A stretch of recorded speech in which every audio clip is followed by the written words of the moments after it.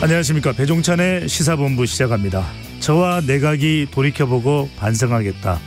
보궐선거 이후 변화가 필요하다는 여론에 윤석열 대통령이 소통과 반성을 언급하며 민생에 집중해야 한다는 메시지를 냈습니다. 대통령과 여당의 변화 기대해 볼 수 있을까요? 또 민주당 이재명 대표의 복귀 시점은 언제가 될지, 복귀 이후에는 어떤 행보를 보일지 장성철, 서용주 두 분과 함께 각설하고 시즌2에서 이야기 자세하게 나눠보겠습니다. 어제 팔레스타인 가자지구 병원 폭발로 민간인 수백 명이 사망하면서 이스라엘 팔레스타인 전쟁의 확전 우려가 커지고 있습니다. 이번 사태가 세계와 우리 경제에는 어떤 영향을 미칠지 경제본부에서 살펴보겠습니다. 10월 19일 목요일 배종찬의 시사본부 지금 출발합니다.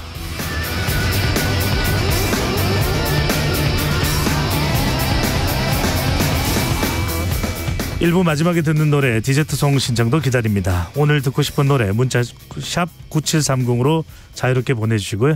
짧은 문자 50원, 긴 문자는 100원입니다.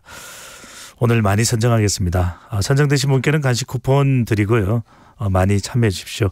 KBS 1라디오의 모든 프로그램 유튜브에서도 함께할 수 있습니다. 구독, 좋아요, 댓글 많이 부탁드립니다.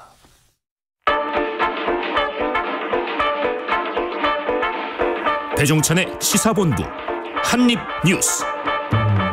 오늘의 핵심 뉴스 한입에 정리하는 한입뉴스 시작합니다. 박정호 오마이뉴스 기자, 미디어인권연구소 문클 이봉우 연구원 두 분과 함께합니다. 어서 오십시오. 안녕하십니까. 자, 오늘은 바로 이스라엘로 갑니다. 더 심각합니다. 조 바이든 미국 대통령이 이스라엘을 방문했습니다.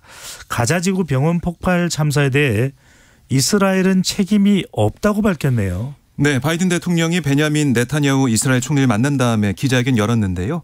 여기서 이번 참사에 대해 가자 내에 있는 테러리스트 그룹이 잘못 발사한 로켓의 결과로 보인다, 이렇게 말을 했습니다.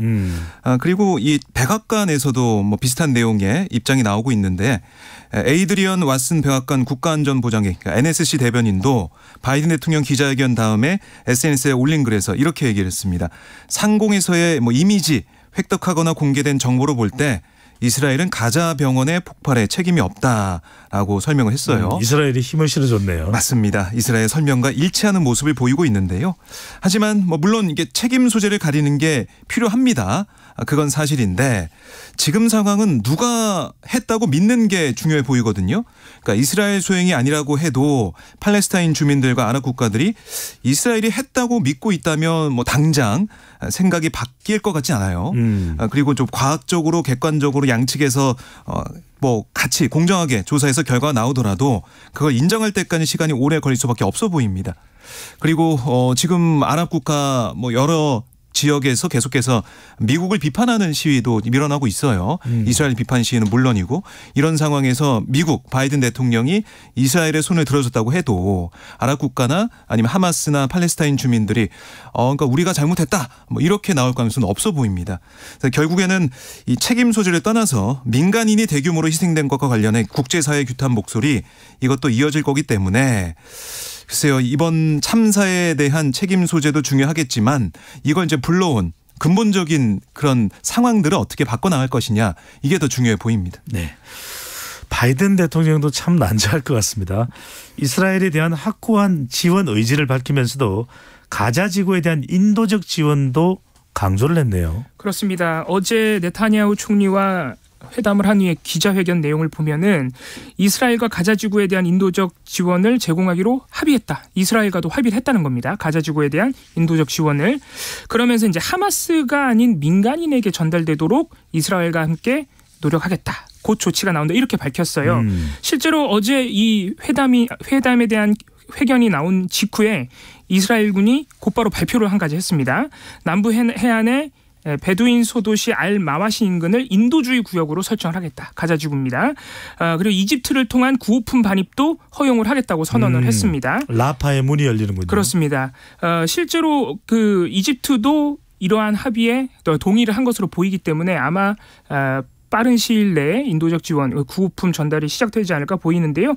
다만 이스라엘군도 강조한 점이 오직 식량과 물, 의약품만 들어갈 수 있다라고 강조하면서 이러한 보급품이 하마스의 손에 들어가지 않도록 해야 한다라고 단서를 달기도 했습니다. 이 바이든 대통령이 이제 회담 후에 귀국하는 기내에서도 이집트 대통령하고 또 통화를 했다고 밝히면서 이집트 역시 이 라파 검문소 개방과 이 구호품 전달에 동의했다고 했기 때문에 아마 빠르면 오늘 중으로도 구호품 전달이 이루어지지 않을까 이렇게 예상이 되고 있는데요. 바이든 대통령이 이번 네타냐후 총리와의 회담에서 이 주목되는 부분이 이른바 두 국가 해법을 강조를 했다는 점이에요. 이스라엘에 대해서도 대규모의 지원을 지지 의사로 확고히 하면서 팔레스타인 주민들도 하마스의 피해자라고 규정을 했습니다. 이번 회담에서. 그러면서 가자 그리고 서한 지구에 1억 달러 규모의 인도적 지원 방침을 가지고 있다. 이거를 실행하겠다고 다시 한번 강조를 하면서 무고한 민간인이 비극에 희생되는 일이 더 이상 발생해서는 안 된다. 이스라엘과 영내 파트너들과 협력하겠다고 밝혔기 때문에 일단 인도적 지원은 이루어질 것으로 보이는데 사실 이것이 지금 사실 양측이 모두 격앙돼 있잖아요. 이스라엘도 여전히 지상전 의지를 꺾은 게 아닙니다.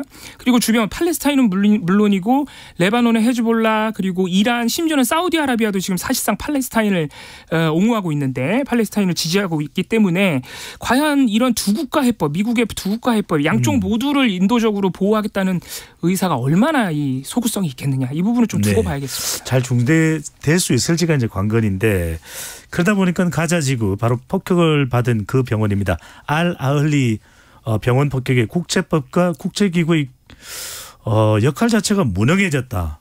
이런 비판이 나오고 있네요. 네, 그동안 보면은 시리아 내전도 그렇고 러시아의 우크라이나 침공 이런 사례들을 봤을 때 병원을 공격한 경우가 있었습니다. 그런데 거기에 대한 뭐 조치나 어떤 뭐 처벌 뭐 이런 게 없었다는 것이고요. 사실 이번에 알 아흘리 병원 폭격에 이렇게 피해가 심한 거는 그동안 우리가 못 봤던 상황이죠. 500명 가까이 사망했고 부상자도 300명을 넘는 상황이기 때문에 이걸 좀 어떻게 처리할 수 있을 것이냐. 하지만 지금까지 우리가 봤던 앞선 사례를 봤을 때 제대로 국제사회나 국제법이 기능을 못할 것이다. 또 이런 또 암울한 전망이 나오고 있어요. 네. 사실 국제인도법의 대원칙인 제네바 협약 이걸 보면 전쟁에서 전투력을 잃은 군인까지 포함해서 적대 행위를 하지 않는 사람에 대한 살상을 금지하고 있어요. 특히 이제 의료시설 공격을 엄격히 금지하고 있는데 이스라엘과 팔레스타인 모두 제네바 협약 비준국입니다. 협약을 지켜야 되는데 협약을 지키지 않았을 때 이걸 어떻게 책임을 물을 것이냐. 그래서 상설 전쟁 범죄 재판소인 국제형사재판소가 있긴 한데요. 여기에 뭐 미국, 러시아, 중국 같은 강대국이 모두 미가입 상태고 이스라엘도 비회원국이에요. 그러니까 이러다 보니까 강대국들은 오히려 이 범죄에 대해서 처벌받을 수 있는 이런 사항들에 가입하지 않고 팔짱 끼고 있는 게 아니냐 이런 얘기도 나오고 있고 그러다 보니까 뭐 다른 여러 가지 이런 뭐 인도적으로 참상이 발생해도 책임을 물을 수 없다는 그런 분위기가 만들어져 오고 있고 이게 이번 사태도 적용될 거다 이런 얘기가 나오고 있기 때문에 참 무기력하게 국제사회가 느껴진다는 것입니다. 또 유엔도 마찬가지로 유명무실하다는 비판이 나오고 있는데 유엔 안전보장이사회 그러니까 안보리 자체도 지금 3인 이사국들이 단이 나눠져 있어요. 뭐 미국, 영국, 프랑스, 중국, 러시아 진영 다툼 때문에 한 목소리를 못 내고 있어서 유엔 차원에서도 어떤 결정을 내리기가 쉽지 않다. 그래서 이런 참상 앞에서 국제사회가 이렇게 힘이 없어 보이는 건 이것도 참 너무나 비극이다 이런 생각이 들었습니다. 참 안타깝습니다. 자 이번엔 국내 뉴스로 와보겠습니다. 보궐선거 패배 이후 수습과 쇄신에 고심 중인 국민의힘 지도부가 어제는 윤석열 대통령과 오찬을 가졌는데 어떤 얘기들이 오고 왔나요? 윤석열 대통령이 17일에는 이 국민통합위원회 만찬에서도 사실 여당 지도부를 만났죠. 그리고 어제도 청와대 영빈관이었죠. 그렇습니다. 네. 그리고 어제도 이 김기현 대표 2기 체제 지도부와 이틀 연속 오찬을 가졌습니다. 이러한 이틀 연속 만찬에 대해서 일단 대통령실은 분골 쇄신에서 민생을 더 꼼꼼히 챙기겠다는 뜻이다. 라면서 민생을 다시 한번 강조했습니다. 이게 사실 국민통합위원회 만찬에서도 대통령이 굉장히 민생을 강조를 했었거든요. 이 어제 오찬에서 나온 얘기를 보면은 국민의힘 김기현 대표, 윤지혁 원내대표, 유이동 정책위 의장, 이만희 사무총장이 윤석열 대통령에게 앞으로 민생 정책에 있어서는 당이 주도적으로 이끌고 나가겠다라는 입장을 전했고 윤석열 대통령도 이를 사실상 수용했다고 지금 보도가 나오고 있습니다. 여당이 이제 총선을 앞두고 지금 보궐선거 패배한 상황이기 때문에 총선을 앞두고 표심에 영향을 끼칠 이 정책적인 부분에 대해서는 당이 좀 주도권을 가져가겠다 이런 의사를 밝힌 것으로 보이는 부분이고요. 또 지도부가 그동안 비공개 비정기로 열렸던 고위 당정회의도 주 1회로 정례화하자고 제안을 했고 윤석열 대통령도 이를 수용했다고 합니다. 원래는 그렇게 하기로 했었던 건데 하지 못했던 거죠. 바로 그런 부분들이 이제 문제가 되는 것이죠. 이러한 대통령이 이것들을 다 수용했다고 해도 방금 말씀하신 대로 원래 그렇게 됐어야 되는 거 아니냐 이런 지적들이 지금 나오고 있는 것이고요. 또 윤석열 대통령이 어제 오찬에 앞서서 참모들과의 회의에서는 국민들이 늘 옳다. 어떠한 비판에도 변명해서는 안 된다. 민생 현장으로 들어가야 된다. 민심은 천심이고 국민은 왕이다. 이렇게 또 얘기를 하면서 다시 한번 민심에 좀 고개 숙이는 모습을 보였는데 사실 이것도 이제 립 서비스 아니냐라는 지적이 나오고 있어요. 왜냐하면 이렇게 국민이 왕이라는 입장을 정말 실천적으로 보여주려면 그동안 사실 대통령이 야당이나 시민단체에 대해서 굉장히 반국가 단체라거나 이런 비유를 많이 써왔거든요. 그러면은 사실 실천적으로는 예를 들어서 그동안 많이 비판해왔던 노조와의 소통을 보여준다거나 아니면 완전히 무시받고 있다고 느끼고 있는 12구 참사 유가족들 일주기에도 대통령 초대하지 않았습니까? 거기에도 대화를 하는 모습 이런 좀 전향적인 모습이 보여야 이게 이제 립서비에 안 그칠 수 있다 이런 지적도 나옵니다. 네. 국민의힘 내부에서는 혁신 쇄신에 대한 이야기가 많이 나오고 있습니다. 혁신위원회를 만들겠다는 이야기도 나오는데요. 당 안팎에서는 신당 창당 가능성까지 거론이 되고 있습니다. 관련 라디오 인터뷰 내용인데요.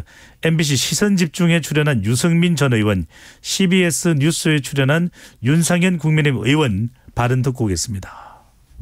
12월쯤 되면요. 지금 윤석열 대통령이고 이 정부고 또 국민의힘이고 진짜 제대로 된 변화를 할 수 있느냐. 저는 그게 판가름 난다고 봅니다. 공천 이루어지기 전에 결정하는 게 저는 떳떳하다. 그렇게 생각해서 12월입니다. 만약에 이준석 대표가 나가서 유승민 의원하고 같이 신당을 차리면 어떻게 되겠습니까? 소위 말해서 영남권에는 영향이 안 미칠 수가 있습니까? 그러나 수도권에서는 국민의힘 후보를 떨어뜨리는 엄청난 파괴를 가집니다. 네, 어제 배종찬의 시사본부에 출연을 했던 이준석 전 대표의 인터뷰 내용이 상당히 지금 화제가 되고 있는데 신당 창당 질문에는 계획은 없지만 뭐든 할 수 있다 이렇게 발언을 했습니다. 어떤 상황인가요? 그럼 이준석 전 대표도 사실은 여러 가지 카드를 이제 쥐고 있는 것이죠. 국민의힘 지도부 2기 체제가 시작이 됐는데 어떻게 나오느냐.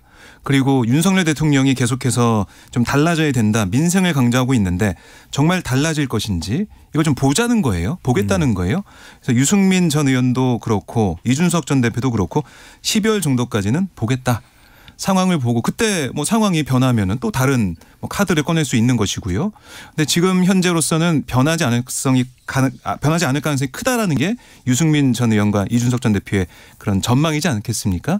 그래서 공천 시즌이 시작되기 전에 그러니까 내년 1월 전에 그러니까 12월에는 결단을 해야 된다 이런 얘기를 하고 있는 것이고 그렇게 되면 이번에 강서구청장 보궐선거를 통해서 확인된 건 뭐냐면 수도권 민심이 지금 정부에 또 여당에 좋지 않다는 건 확인된 거 아니겠습니까? 그런 확인을 했는데 그런 진단에 대해서 처방이 어떻게 나오느냐 이게 좀 중요해 보여요. 정말 변해서 윤석열 대통령이 이념 뭐 전쟁 아니면 여러 가지 반국가 세력과 맞서 싸우는 그런 메시지를 더 이상 내지 않고 민생에 천착해서 민생을 위한 정책 또 야당과의 협치를 보여준다면 이준석, 유승민 뭐 등등해서 이른바 비윤계로 분류되는 인사들이 신당을 창당할 명분도 없어질 뿐더러 창당해서 뭐 이 윤상현 의원은 어떤 뭐 힘 파괴력이 있다 수도권에서 있다고 얘기했는데 그런 파괴력도 없을 수도 있어요. 그러니까 앞으로 12월까지 한 2달 정도 남아 있는 이 시간이 보수 쪽, 그러니까 이 국민의힘 쪽에서는 가장 중요한 그런 시간이 되지 않을까 생각이 들었습니다. 네, 좀 뭐 변화의 조짐이 있다라고 한다면은 여당에서는 쇄신 차원에서 당의 대변인단 논평 개수 얼마나 자주 하는지 여부 특히 민주당 비판 메시지를 줄이겠다 이런 이야기도 나오네요. 그렇습니다. 어제 박정아 국민의힘 수석 대변인이 공식적으로 밝힌 부분입니다. 이제 정쟁의 소지가 있는 논평은 줄이겠다면서 이 당의 대변인 논평 개수를 대폭 줄이겠다. 특히 민주당과 문재인 정부 비판 메시지를 앞으로는 민생 중심으로 전환하겠다고 밝혔습니다. 아마 보궐선거 패배 이후에 지금 여당이 여러 가지 쇄신 얘기를 하고 있는데 그중에서 처음 이렇게 가시적으로 드러난 변화가 아닐까 싶어요. 실제로 새 사무총장과 정책위 의장을 임명하면서 이 2기 지도부가 출범한 첫날이었던 16일 국민의힘은 부마 민주항쟁을 기리는 한 개의 논평만 냈고요. 17일에도 논평이 3개에 그쳤습니다. 이 개수가 얼마나 직전과 다른 것이냐면 사실 강서구청장 보궐선거 직전까지는 거의 매일 대략 10개 정도의 논평이 나왔었기 때문에 대변인단에서 그에 비하면 확실히 2기 체제에서 논평 개수가 특히 대변인의 논평 개수가 확연하게 줄었다는 것도 느낄 수 있고요. 그리고 박정아 대변인이 얘기한 대로 문재인 대통령과 이재명 민주당 대표 비판하는 논평도 굉장히 줄어들었습니다. 지금 16일 이후에 민주당 문재인 전 대통령이나 이재명 대표 논평 관련 논평이 2개밖에 나오지 않았고 모두 이것은 부대변인 이름으로 나갔다는 부분이죠. 아무래도 문재인 정부 또는 이재명 대표를 너무 많이 거론하고 그쪽을 비판하면 자꾸 정쟁에 이제 골몰한다는 그런 이미지가 강화되다 보니까 아무래도 여당에서는 그런 이미지도 선거에 도움이 안 된다고 판단한 것 같습니다. 과연 이런 변화가 야당과의 좀 적극적인 소통으로도 이어질 수 있느냐 이 부분도 한번 관건으로 봐야 될 것 같습니다. 정말 좀 제대로 된 소통이 이루어지면 좋을 것 같고 네. 자 한국은행 이슈로 잠깐 넘어가겠습니다. 한국은행이 이번에도 기준금리를 동결했네요. 네, 지난 2월부터 6연속 3.5%로 동결을 한 건데요. 가계부채가 좀 빠르게 늘고 있는 상황, 또 원달러 환율도 12개월 만에 최고 수준에 이르는 금리 인상 요인은 있어요. 하지만 최근 소비 부진도 있고 중국 등 주요국의 성장 둔화도 보이고 있기 때문에 네. 경기 회복을 장담할 수가 없거든요. 그래서 일단은 동결한 다음에 상황을 지켜보자 이런 판단으로 해석이 될 수가 있는데 사실 오늘 이 통화위원 6명 중에 5명은 연내 인상 가능하다 이런 또 입장을 내놨다고 하기 때문에 아직까지는 뭐 한국은행이 계속해서 올해는 금리 동결로 간다라고는 볼 수 없을 것 같아요. 상황을 좀 봐야 될 것 같고 어쨌든 지난달 20일 미국 연방공개시장위원회 FOMC 정례 회의 직후에 고조된 미국의 추가 통화 긴축 압력 최근에 좀 줄어들었다는 평가가 나오고 있습니다.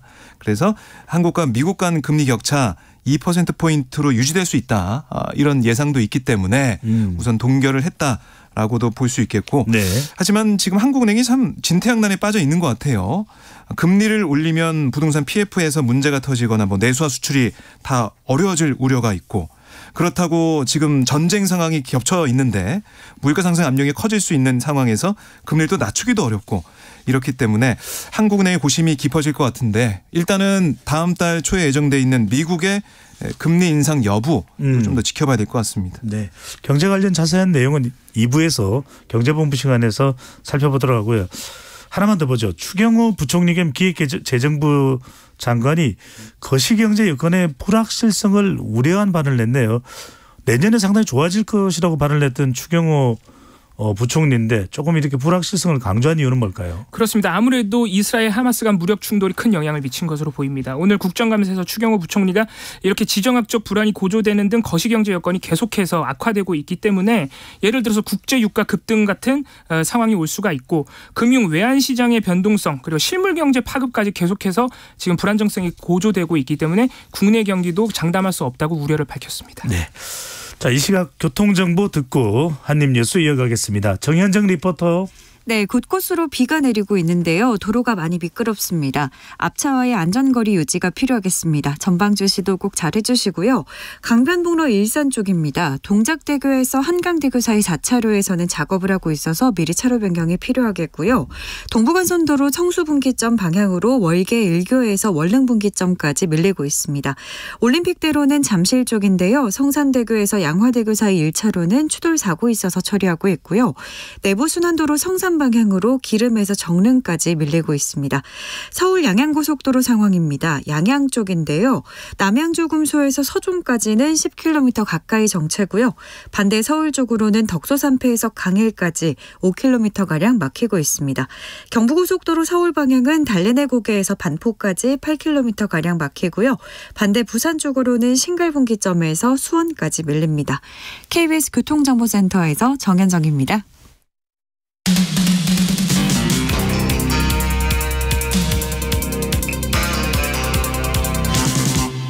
배종찬의 시사본부. 박정호 기자, 이봉우 연구원과 함께 한입뉴스 이어가겠습니다. 자, 이번에는 헌법재판소장 후보자 관련인데요.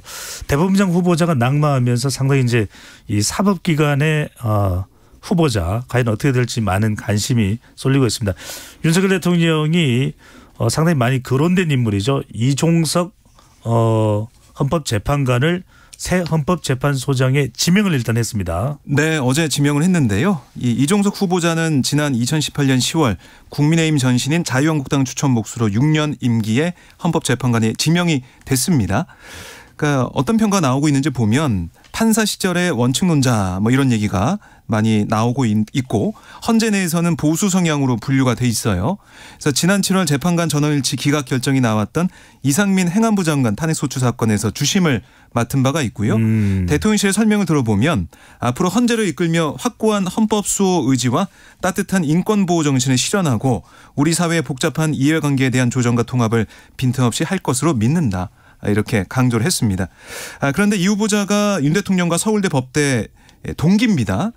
그래서 이것 때문에 야당에 좀 비판이 예상되고 있고 뭐 일부 좀 나오기도 했었는데요. 그러다 보니까 대통령실 관계자들한테 기자들이 많이 물어봤어요. 그랬더니 어떤 얘기를 했냐면 가까운 사이는 아닌 것 같다. 그런 것보다는 후보자가 어떻게 하면 헌재를 더 잘 이끌고 역사적 소명 의식이 있는지 이걸 봤다. 그러니까 친소 관계는 중요한 게 아니다라고 선을 그었습니다. 그래서 이종석 후보자가 어제 지명된 다음에 퇴근길에 기자들과 만났는데요. 여러 가지로 부족한 제가 후보자로 지명돼서 무거운 책임감을 느낀다. 차분하게 청문 절차를 준비하겠다라고 소감을 내놨고 또 윤 대통령과의 친분으로 중립성이 우려된다. 이런 지적에 대해서는 유념해서 보도록 하겠다. 이렇게만 짧게 답을 했습니다. 네. 자, 일단 가장 중요한 것은 이 대법원장도 그렇지만 헌법재판소장도 국회에서 임명 동의가 있는 거죠. 그렇습니다. 자, 더불어민주당의 판단이 중요할 것 같은데 평가가 중요할 것 같은데 어떻게 될까요? 어떤 지금 관련된 의견이 나오고 있나요? 그렇습니다. 사실 지금 민주당이 과반 의석이기 때문에 이균용 대법원장 후보자와 마찬가지로 이종석 헌법재판소장 후보자도 사실 네. 민주당이 부결을 시키면은 임명이 안 될 수도 있는 상황인데요. 2번 연속으로 부결하는 게 부담이 될까요? 어떨까요? 아마 그런 부분이 이제 민주당이 앞으로 고민할 부분인데 일단 민주당은 어제 곧바로 이종석 후보자 지명에 대해서 강력하게 비판을 했고 청문회에서 송곳 검증을 하겠다고 밝힌 상황인데요. 방금 박종우 기자님 말씀하신 대로 일단은 대통령 친구라는 이유로 또다시 사법부 수장을 지명한 것 아니냐 이렇게 지금 지적을 하고 있습니다. 더불어민주당 박성준 대변인 어제 논평을 보면요. 이균용 후보자는 절친이라는 이유로 지명을 하더니 이번에는 대학교 같은 과 동기 친구를 헌재소장으로 지명을 했다. 공사 구분이 안 되는 것 같다고 비판을 했고요. 또 민심은 서울 강서구청장 보궐선거를 통해 현 정권의 브레이크를 밟으라고 했는데 가속 페달을 밟고 있다. 윤 대통령에게 반성이 없는 것 같다라는 지적도 했습니다.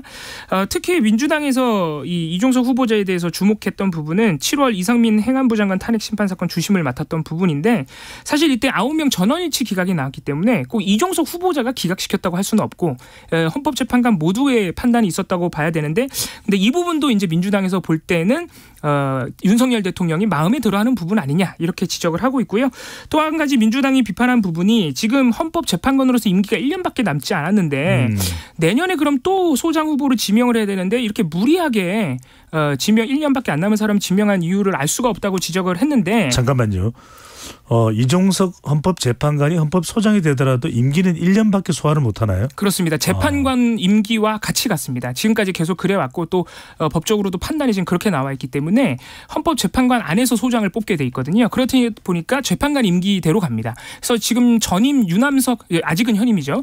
유남석 헌재 소장 같은 경우에도 그래서 6년 임명이 된 다음에 1년 동안 재판관을 하고 5년을 남겨놓고 소장이 됐어요. 그래서 이제 5년 임기를 하고 물러나는 그런 상황이거든요. 이런 부분에 대해서 일단 대통령실에서 후보자 찾기가 쉽지 않았다는 얘기를 했어요. 그러면서 내년에 끝나고 나서 연임하실지를 벌써 말씀드리긴 어렵다라는 또 얘기를 했어요. 근데 이렇게 되면은 연임을 시키기 위해서 한 번 더 재판관으로 임명할 수도 있다는 가능성을 열어놓은 것이거든요. 그래서 이런 부분에 대해서는 저희가 어제도 그저께도 말씀을 드렸지만 이렇게 되면은 헌법재판관들이 재판에만 오로지 집중하기보다는 독립적으로 그렇기보다는 이 자리에 연연을 하면서 또 결국 인사권자 눈치로 보지 않게 되겠느냐 이런 우려도 좀 나오고 있습니다. 네. 국민의힘에서는 지금 얘기를 하고 있는 게 민주당의 목리 때문에 대법원장 없는 법원 초래되지 않냐냐. 근데 헌법재판소장마저 민주당이 쇼핑하듯이 취사 선택하면 양대 사법기관의 수장 자리가 모두 공석이 되는 초유의 사태 생길 수 있다. 이렇게 민주당이 겨냥을 하고 있어요. 부담이 되긴 하겠네요. 그러니까 민주당이 부담되는 그 지점을 계속해서 얘기를 하고 있는 건데 우선은 민주당 쪽 얘기를 들어보면 인사청문회 내용을 좀 보면서 판단하겠다 이런 얘기를 하고 있더라고요. 그래서 뭐 청문회 과정 거기에 따른 여론이 제일 중요해 보입니다. 네. 자, 이번에는 서울 지하철로 가봅니다. 자, 서울 지하철을 운영하는 서울교통공사 노동조합이 총파업을 결의했다고 하는데 이유가 뭡니까? 네, 이게 뭐 1호선부터 8호선이 다음 달 9일부터 뭐 차질을 빚을 수 있는 상황이 된 겁니다. 총파업을 결의했기 때문에. 근데 사측에서 주장하는 거, 뭐 노조 측에서 주장하는 게 이제 맞서고 있는데 노조 측의 주장은 뭐냐면 사측의 인력 감축안 이게 상시적이고 지속적인 안전 업무에 집중돼 있다. 결국 인력이 감축이 되면 안전에 해가 된다. 안전이 위협을 받는다. 또 시민 서비스 저하로 이어진다. 이렇게 비판을 하고 있습니다. 그러니까 이 전체 정원의 13.5%에 이르는 2,212명의 인력 감축하는 계획 이것도 어떻게 보면은 사측이 밀어붙이고 있다라고도 주장을 하고 있고요. 특히 서울시와 사측이 올해 외주화하려는 대상 업무 383명의 75% 그러니까 286명이 본선 차량관리소 또 기지 구내 운전 업무 같은 지하철 안전에 필수적 업무를 하고 있다는 걸 계속 강조를 하고 있어요. 그러니까 전동차 운행 중에 고장이나 민원이 발생했을 때 운행 중에 현장 조치하는 검수원 조직이나 그리고 기지 구내 운전 업무 이게 이제 전동차 운행 전후에 정비와 검수를 위해서 기지 내에서 전동차 이동 담당하는 승무원인데 이 사람들이 좀 없어지고 외주화가 되면 안전이 부실해진다 이런 얘기를 하고 있어요. 결국에는 안전을 내세우고 있는 노조 측 뭐 사측에서는 하지만 너무 우려가 큰 거다. 너무 기우인 그런 목소리를 내고 있다라고 얘기하면서 더 논의를 하겠다 이런 입장인데 11월 9일까지 아직 시간이 좀 남아 있습니다. 그래서 그 안에 사측과 노조 측이 아마 계속 만날 것 같아요. 그러니까 최대한 시민들의 불편을 끼치지 않는 그런 방향으로 논의가 좀 이어지지 않을까 이렇게 좀 예상할 수가 있겠습니다. 파업을 한다면 언제부터라고요? 11월 9일부터. 11월 9일부터입니다. 그 전에 좀 타개가 되면 좋을 텐데 오늘 오전입니다. 서울교통공사 노조가 총파업을 결의하는 집회가 열렸는데 경찰이 불허했다가 법원이 다시 허용을 했다고요? 그렇습니다. 사실 집회에 대해서 이런 모습이 반복되고 있는데 오늘 오전 10시 30분부터 서울시청 앞에서 이 서울교통공사 노조조합은 2천여 명이 총파업 결의대회를 열고 사실상의 사용자인 그리고 정책 결정권자인 서울시 오세훈 시장에 대해서 좀 태도 변화를 촉구를 하는 그런 집회였는데 이 집회를 위해서 9월 27일에 경찰서에 그 집회 신고를 냈습니다. 그런데 경찰이 곧바로 금지 통고를 했어요. 그 이유는 출근 시간대 오전 10시니까 출근 시간대 교통 불편을 초래한다는 것이었습니다. 하지만 이 노조가 법원에 가처분 신청을 하자 법원이 이 가처분 신청을 받아들였습니다. 서울행정법원이 10월 17일에 출근 시간대 집회를 전면 금지하기보다는 교통 불편을 최소화하면서 집회 자유를 보장할 수 있다라면서 노조 측의 손을 들어줘서 결국은 오늘 집회가 허용된 것이거든요. 그 경찰이 최근에 이 출퇴근 시간대의 집회를 금지하겠다는 태도, 심야 시간대 집회 금지도 지금 추진하고 있죠. 그리고 최근에는 특히 17일에 이 집회 금지 또는 제한이 가능한 주요 도로에 대통령실 주변 도로를 포함해서 이 시행령이 공포되고 시행이 됐어요. 17일부터. 그래서 대통령실 주변 집회에서 사실상 그 집회가 지금 어려워진 그런 상황이거든요. 이 정부의 이렇게 집회에 대한 좀 과도한 규제를 경찰이 적극적으로 이행하면서 집회 자유를 좀 축소하는 것 아니냐 이런 우려도 나오고 있습니다. 그런데 그 부분을 법원은 허용을 했다는 거죠. 일단 오늘은 이 서울시청 앞 집회이기 때문에 허용을 했습니다. 네, 법원은. 실제로도 현장에 가보면 오늘 한 차선은 열려 있더라고요. 그렇습니다. 양쪽으로 간 도로에서 한쪽은 다 통행이 가능하고 한쪽은 이제 한 차선 정도가 열려 있는 상황을 볼 수가 있었습니다. 자, 이번에는 유치원 뭐 학교 관련된 못난 어른들의 이야기입니다. 어린아이들과 청소년들이 생활하는 유치원 학교에서 담배를 피우다 과태료를 받은 사례가 최근 4년간 7배로 증가한 것으로 나타났네요. 네, 한국건강증진개발원 자료를 보면요. 유치원, 초등학교, 그러니까 초중고등학교가 다 합쳐서 흡연 때문에 과태료가 부과된 건수가 2018년 203건에서 지난해 1,417건으로 598%나 급증을 했습니다. 그러니까 전체 부과 건수 대비 유치원, 초중고등학교에서 부과 건수가 차지하는 비중도 2018년 전체 1%에 불과했지만 지난해에는 16.1%로 많이 늘어났어요. 그러니까 이러다 보니까 부과된 과태료 액수도 2018년 1,287만 원에서 2022년 총 1억 1,629만 원으로 급증을 했는데 이게 유치원, 초중고등학교뿐만이 아니고요. 같은 기간 어린이집에서의 흡연 행위로 부과된 과태료 이것도 3건에서 31건으로 10배가 됐습니다. 그러니까 이렇게 된 거 단속을 또 집중적으로 한 부분도 있겠지만 유치원 또 학교 주변 이런 데서 우리 어른들이 좀 아무런 생각 없이 담배, 흡연을 하는 게 아닌가 이런 생각이 들었어요. 네. 사실은 이 부가 건수가 증가한 공중 이용 시설 이게 다른 곳과 비교해 보면 유치원, 초중고등학교, 어린이집 이런 곳이 많아졌거든요.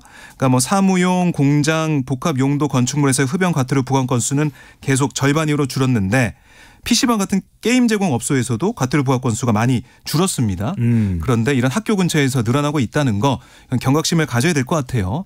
왜냐하면 이게 학생들이 어떻게 보면 저 모방을 잘하고 이런 모습을 보이기 때문에 어른들의 흡연하는 모습을 또 따라하고 그걸 모방하지 않을까 이런 걱정도 있고요. 네. 아이들의 간전 흡연 피해도 볼 수 있는 만큼 좀 자제하고 또 이걸 좀 제재할 수 있는 실질적인 방안도 필요하지 않느냐 이런 얘기도 국회에서 나오고 있습니다. 네. 박성호 기자는 흡연 안 하죠? 네, 그렇습니다. 네. 흡연은 노답이고 노담이 정답이죠. 자, 지금까지 한입뉴스 이봉우 연구원, 박정호 기자 두 분과 함께했습니다. 두 분 말씀 잘 들었습니다. 고맙습니다. 감사합니다. 네, 오늘도 많은 분들이 문자를 보내주고 계십니다. 0584님, 오늘도 배종찬 시사본부 들으면서 시내버스 운행을 시작합니다. 와, 감사합니다. 버스에 타신 모든 분들 정말 감사드리고 또 안전하게 잘 운행하시면 좋겠습니다. 자, 계속 이어서 말씀드리면 청취율 전화는 없지만 항상 대기 중입니다. 청취율 1위 가자. 디저트송은 다른 사람에게 양보하겠습니다. 역시 대인배시군요. 몇 번 버스인지 궁금하기도 하고요. 8687님, 국내 뉴스는 물론 전 세계 소식까지 콕콕 집어주는 시사본부 잘 듣고 있어요. 깊어가는 가을날 따뜻한 커피 한 잔과 함께하니 더할 나위 없이 좋네요. 치킨 보내드립니다. 커피와 치킨이 어울릴지는 또 모르겠네요. 1161님, 뚱구리 배소장님, 최일구 앵커한테 제가 예전에 나갔던 라디오 프로그램의 진행자였는데 온갖 구박을 받더니 드디어 한 자리 차지하셨네요. 늦게나마 축하합니다. 매일 12시 20분 배종찬의 시사본부 식구가 돼도 되겠죠. 당연하죠. 자, 세 분 모두에게 모바일 치킨 보내드립니다. 오늘의 디저트송은 9233입니다. 비가 오더니 그쳤네요. 오늘은 바깥 볼 일이 많아서 단단히 챙겨 입었는데 많이 춥진 않네요. 오늘도 잘 듣겠습니다. 디저트송으로 저도 좋아하는 노래입니다. 더 클래식의 여우야 신청합니다. 일교차가 심한 요즘이죠. 감기 안 걸리시게 조심하시고요. 노래 듣고 저는 입으로 돌아오겠습니다.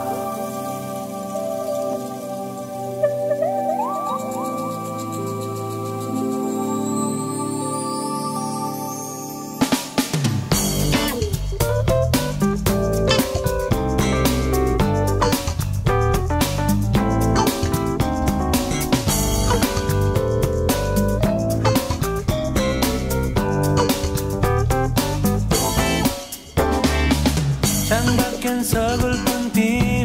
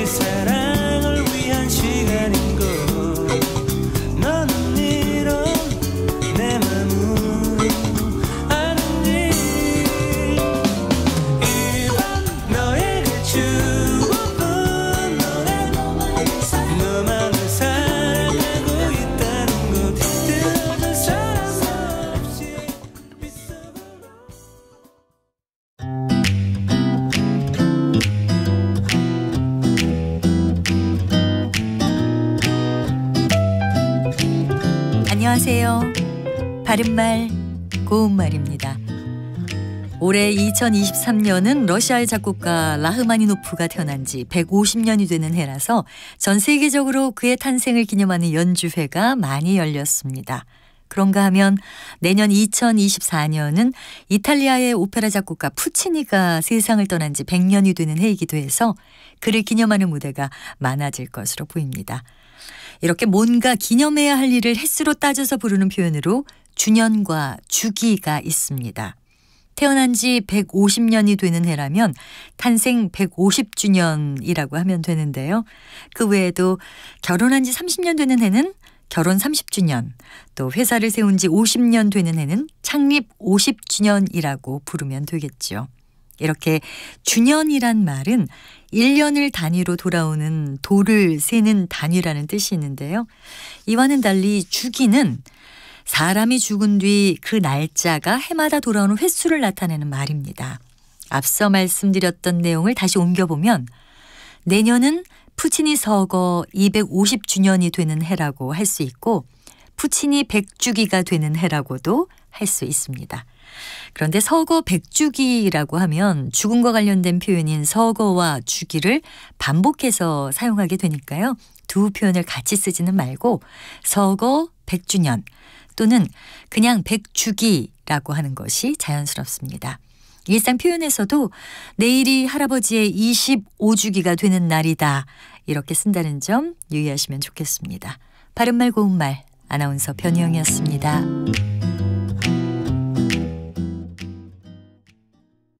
단 1-20%의 가능성도 저는 있다고 보기 때문에 이거는 국민들도 다 알 수밖에 없는 문제이기 때문에 논리와 논리가 부딪히고 삶에서 좀 기댈 곳, 기댈 사람 이런 것들이 좀 필요한 것 같아요. 뭔가 우리가 좀 치유가 돼야 될 것 같아요. 느슨해져야 될 것 같아요. 이성과 감정이 만나는 곳 KBS 열린 토론 평일 저녁 7시 20분 정준이와 함께합니다.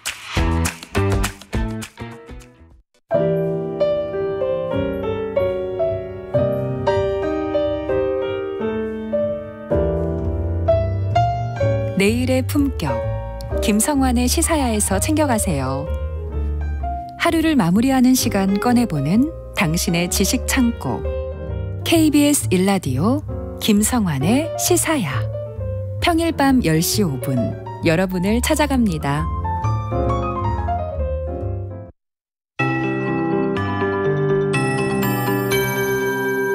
KBS 58분 날씨. 서울 등 중북부 지방에 영향을 주던 비구름이 남쪽으로 점차 내려가고 있습니다. 지금은 경기 남부와 강원 중남부, 충청도를 중심으로 비가 오고 있습니다. 남부지방도 오후부터 차츰 비가 내리기 시작하겠고요. 이 비는 내일 새벽에 대부분 그치겠지만 경남과 전남은 내일 아침, 제주도는 내일 오전까지 이어지는 곳이 있겠습니다. 예상 강수량은 충청도와 경북 서부 내륙은 5에서 40mm, 그 밖의 지역은 5에서 20mm 정도가 되겠고요. 비가 내리는 동안 천둥 번개가 치고 돌풍이 부는 곳이 있겠습니다. 또 오늘 강원 산지와 경북 북동 산지에는 바람이 강하게 불겠습니다. 한낮 기온은 서울과 대전 19도, 강릉 20도, 광주 대구 23도, 부산 24도, 제주 26도 등으로 어제보다 1도에서 6도 정도 낮겠습니다. 내일은 전국이 차차 맑아지겠지만 찬바람이 점차 강하게 불면서 추위가 찾아오겠습니다. 내일 아침 기온이 오늘보다 3도에서 8도 정도 낮겠고요. 낮 기온도 서울 14도, 광주 17도에 머무는 등 오늘보다 5도 안팎 낮을 전망입니다. 모레 토요일 아침에는 서울의 기온이 5도, 대구 6도까지 떨어져 올가을 들어 가장 낮은 기온을 보일 것으로 예상됩니다. 현재 서울의 기온은 18도입니다. 송소진입니다.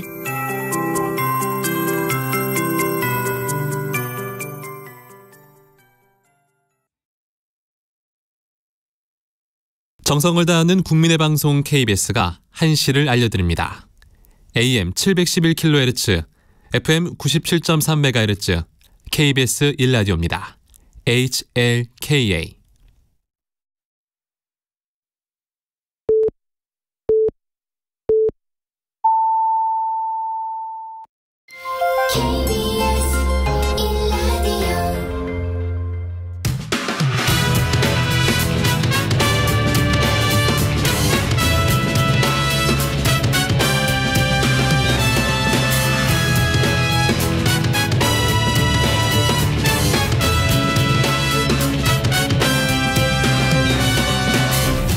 KBS 1라디오 배종찬의 시사본부.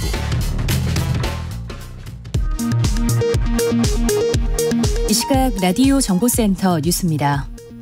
한국은행이 기준금리를 현재 연 3.5%로 동결했습니다. 한국은행은 물가 안정에 중점을 두고 긴축 기조를 상당 기간 지속하겠다고 밝혔습니다. 바이든 미국 대통령은 가자 지구내 병원에서의 폭발과 관련해 이스라엘의 소행이 아닌 테러 단체의 오발로 파악된다고 밝혔습니다. 가자 지구에 대한 인도적 지원책도 발표했습니다. 윤석열 대통령은 국민 건강과 생명에 직결된 지역 필수 의료가 붕괴되고 있다면서 의료 전달 체계 개선과 함께 의료 인력 확충이 반드시 필요하다고 밝혔습니다. 최근 5년여간 주택 구매 건수가 가장 많은 1,000명이 매수한 주택이 4만 4천여 채에 이르는 것으로 나타났습니다. 한 사람이 평균 44채를 구매했다는 의미로 매수 금액만 5조 8,808억 원에 달했습니다. 지금까지 라디오 정보센터 조진주였습니다.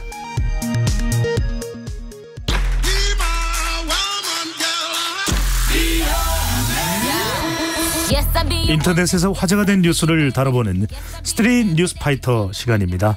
박지원 뉴스캐스터와 함께합니다. 어서 오십시오. 안녕하세요. 비가 오는 날씨인데 물론 비가 오는 곳도 있고 아닌 곳도 있을 텐데 이 비가 그치고 나면 좀 추워지겠죠, 날씨가? 더 추워진다는 보도가 있더라고요. 네. 날씨 감기 특히 조심하셔야 될 것 같아요. 네, 우리 청자분들 또 유튜브로 시청자분들 감기 걸리지 않도록 조심하시면 좋겠습니다. 자, 첫 번째 주제입니다. 어제 소개해드린 이야기인데요.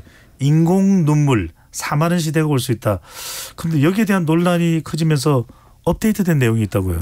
네, 주로 컴퓨터 화면을 보면서 업무를 하고 스마트폰을 많이 이용하면서 인공 눈물을 사용하는 사람들이 굉장히 많아졌고요. 아마 시력 교정 수술을 받는 사례도 더 늘어나는 것도 하나의 이유일 텐데요. 어제 소개를 해주셨듯이 최근 이런 인공 눈물 가격이 내년부터는 최대 10배나 비싸질 수 있다라는 이야기가 오고 가고 있죠. 인공 눈물도 많이 쓰이는 이 히알루론산 나트륨 저만제가 들어간 상당수 제품을 건보 급여 혜택 적용 대상에서 제외하기로 했기 때문인데 일단 약국에서 의사의 처방전 없이 구매하는 일반 의약품은 이번 결정과는 해당 사항이 없습니다. 그런데 문제는 병원에서 처방전을 받아야만 약국에서 구매할 수 있는 인공눈물 제품인 건데 여기서도 외인성 질환의 경우에는 히알루론산 나트륨이 들어가지 않는 인공눈물 제품은 기존처럼 보험 적용을 받을 수 있게 됩니다. 아, 그러면은 용도에 따라서는 가격에 대해서 아주 걱정하지는 않으셔도 되겠네요. 네. 자, 하여튼 그래도 우려가 되는 게 좀 연령대가 높은 분들일 텐데 선택이 아닌 또 필수가 되는 경우들이 있을 수 있습니다. 이들의 경우는 어떨까요? 특히 노인의 경우 대부분은 내인성 질환으로 인공눈물을 처방받는 경우가 굉장히 많고요. 다행히 노인성 안구건조증 완화 등이 필요한 인공눈물에는 건강보험 혜택이 유지될 것으로 보이고 있습니다. 지금 인공눈물 가격 인상 이야기가 언급돼서 말씀을 드리자면 최근에 약국 가서 상비약 구매하신 경험 있으실까요? 있죠. 약국에서 약을 사시는 분들 감기약이 됐든 또는 목이 껄껄할 때 그런 약이 됐든 또 배탈이 났을 때도 약국에 가서 근데 약을 사보면 이거 예전에는 몇천 원이 됐는데 이제는 10,000원을 20,000원을 훌쩍 넘긴다 이런 생각도 들었어요. 네, 실제로 그렇습니다. 이게 가정에서 자주 쓰는 상비약 가격도 줄줄이 오르고 있다고 느끼실 겁니다.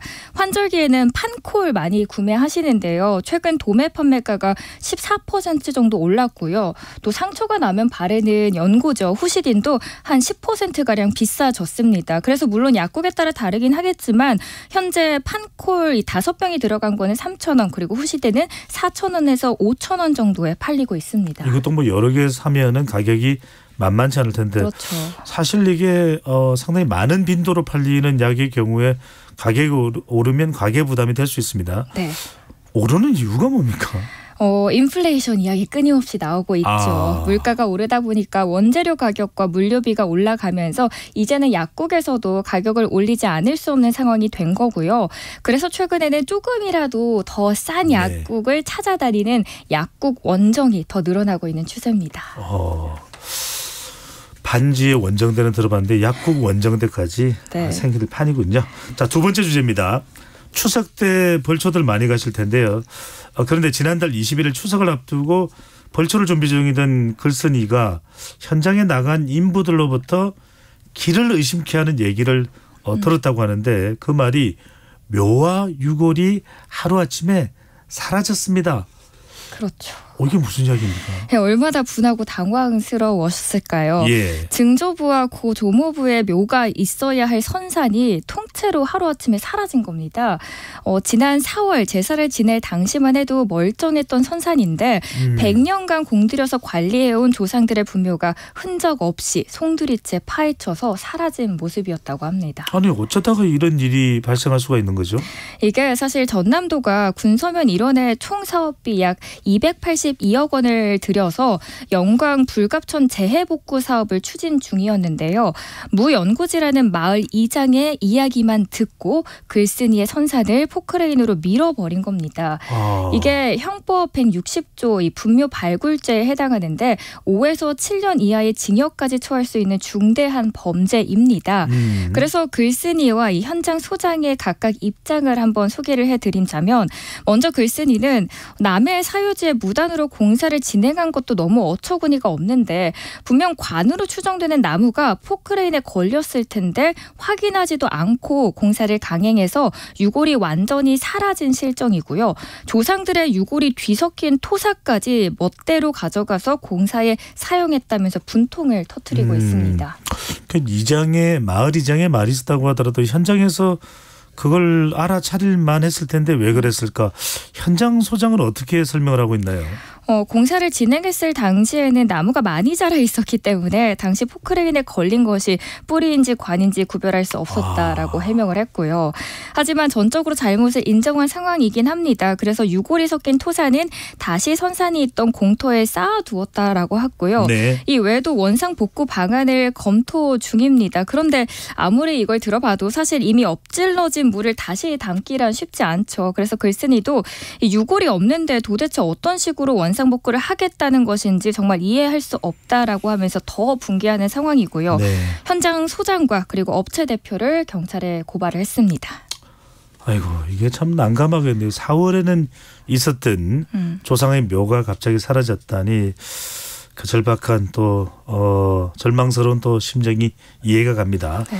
자, 세 번째 주제입니다. 어릴 때는 대학생이 되면 어른이 될 것 같았고 취업을 하면 어른이 될 것 같은데 여전히 스스로 어른이라는 생각이 들지 않고 또 누군가에게는 어른이란 말이 뭔가 부담스럽기도 하다고 하는데요. 최근 저연령층을 중심으로 어른이 되는 것에 대한 두려움을 느끼는 사람들이 많아지고 있다고요? 네, 나는 어른이 되는 것이 두려움을 느낀다라는 질문에 그렇다라는 대답이 연령이 낮아질수록 높았습니다. 50대에서는 한 17%였는데 40대에서는 20%대로 올라가고 20대 와서는 40%까지 더 높아집니다. 박지원 캐스터도 그랬어요. 어른 되기 싫어. 저도 두렵습니다. 사실 그런 이유가 한국 사회에서 경제적인 그리고 사회적인 독립이 그만큼 어렵기 때문에 나타난 결과이기도 하고요. 이렇게 저연령층이 어른이 되는 것에 두려워하면서 아이라는 키드와 어른이라는 어덜트의 합성으로 키덜트처럼 아이와 같은 감성과 취향을 가진 어른이라는 신조어가 생겨나기도 하고 그래서 이 키덜트 시장이 블루오션으로 새롭게 떠오르고도 있습니다. 사람마다 기준이 다를 것 같아요. 그래서 이제 자기 생각 판단이 중요할 것 같은데 저는 집에서는 거의 애 취급 당하거든요. 네, 영원히 그럴 것 같은데 공통적으로 진짜 어른이라는 기준은 뭐가 될까요? 청취자분들도 나는 스스로를 어른이라고 여기나라는 질문을 들으시면 아마도 마음속으로 고개를 갸우뚱하시는 분들도 있으실 겁니다. 전국적으로 만 19세에서 59세의 성인 남녀 1000명을 대상으로 조사를 해봤더니 전체 응답자 10명 중에서 3명만이 시간이 지나면 자연스럽게 어른이 된다 된다고 여기고 있었습니다. 그러니까 기존의 인식처럼 그냥 나이가 들면 자연스럽게 나도 어른이지가 아니게 된 거죠. 그래서 소장님께서는 어른이라는 기준이 뭐라고 생각하시는지요? 저는 뭐 그런 게 없습니다. 저는 피터팬처럼 영원히 아이니까 영원한 아이. 집에서는 사랑받는 아이처럼 사랑 많이 받고 계실 것 같은데 가장 먼저 생각해봐야 할 것은 내 마음속의 어른은 과연 어떤 존재인가 하는 부분입니다. 사실 겉으로 보면 나이로 뭐 성인이 되고 결혼을 하고 아이를 낳고 하는 것이 어른이 되어가는 순서처럼 보일 수 있는데 사실 이거는 사회에서 전형적으로 요구하는 발달 과업들일 뿐인 거죠. 다시 말해서 어른이라고 느끼는 한 축이 될 수는 있는데 또 다른 한 축에서는 심리적인 성숙이랑 독립이 보장되지 않으면 스스로를 어른이라고 인정하기 어렵습니다. 그래서 이 부분이 그대로 조사에서 나타나고 있는데요. 나이의 숫자 그 자체보다는 인생에서의 경험이 중요하다라는 게 더 높게 평가하는 모습입니다. 사회적으로 성공하거나 경제적인 부를 쌓았다라는 평가를 하는 사람을 어른이라고 보는 게 한 10% 정도였고요. 네. 자신을 드러내기보다 상황에 필요한 역할을 찾아가고 주변 사람들의 장점을 드러낼 수 있고 또 이타심과 배려심이 진짜 어른으로 받아들이고 있다라는 모습이 70%가 넘었습니다. 전체 70%가 넘는 응답자가 어른이라는 타인의 잘못을 지적하기보다는 자신의 경험을 이야기해 줄 수 있는 사람이라는 것에 공감을 많이들 했는데요. 그러면서 청년 세대의 잘못을 지적하기보다는 좀 진솔한 조언을 건네줄 수 있는 좋은 어른에 대한 부재감이 크게 나타나고 있다라는 부분도 함께 확인이 됐습니다. 네, 저는 청취자분께서 아예 이야기를 해 주셨네요. 1918님께서 배종찬 소장님은 확실히 어른이 맞아요. 어른이 맞아요. 아재 개그만 하시잖아요. 아 그러네요. 그렇게 속상해. 모바일 커피 쿠폰 보내드리고요. 6089님 스트릿 뉴스파이터 박지원님 뉴스 전달력이 또렷해서 정말 좋습니다. 앞으로도 오랫동안 스니파 해주실 거죠? 영원히 해주실 거죠? 네, 저도 아재 개그 많이 연습해서 어른처럼 오래오래 하겠습니다. 박시원 캐스터가 하면 이모 개그죠. 자, 모바일 커피 쿠폰 우리 6089님께도 보내드리겠습니다. 자, 오늘 말씀 여기까지 듣겠습니다. 박지원 뉴스캐스터였습니다. 잘 들었습니다. 좋은 하루 되세요.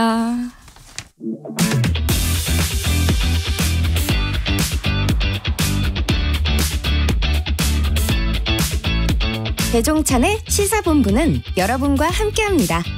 짧은 문자 50원, 긴 문자 100원이 드는 샵 9730. 라디오 어플 콩과 유튜브는 무료로 참여하실 수 있습니다.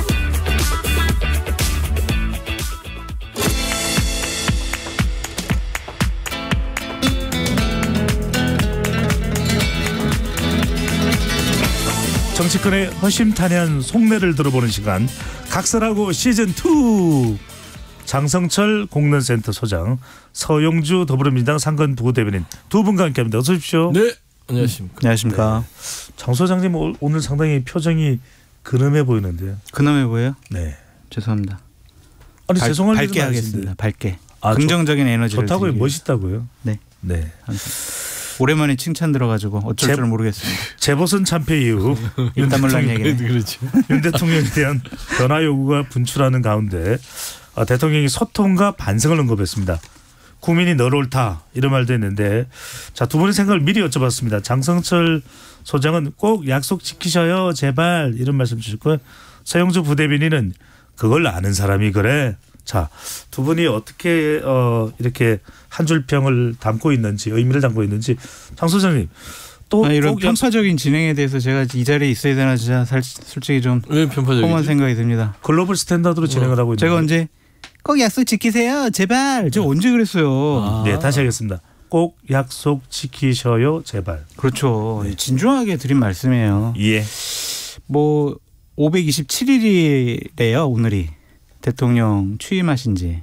그러니까 527일 만에라도 국민이 항상 옳다라는 생각을 가지시게 된 것을 좀 다행으로 생각을 하고요. 항상 이제 앞으로 남은 세월이 더 많잖아요.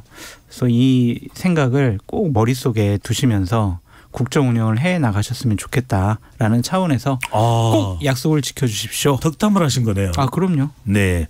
성주 부대변인은 그걸 아는 사람이 그래 이렇게 얘기를 하셨는데. 네. 아니 그냥 저는 국민이 늘 옳다 이 얘기를 듣고 딱 그 말이 떠오르더라고요. 예전에 그 개그맨 누구신지 이름이 기억이 안 나는데 그거였잖아요. 그걸 아는 사람이 그래 하면서 이제 따지잖아요.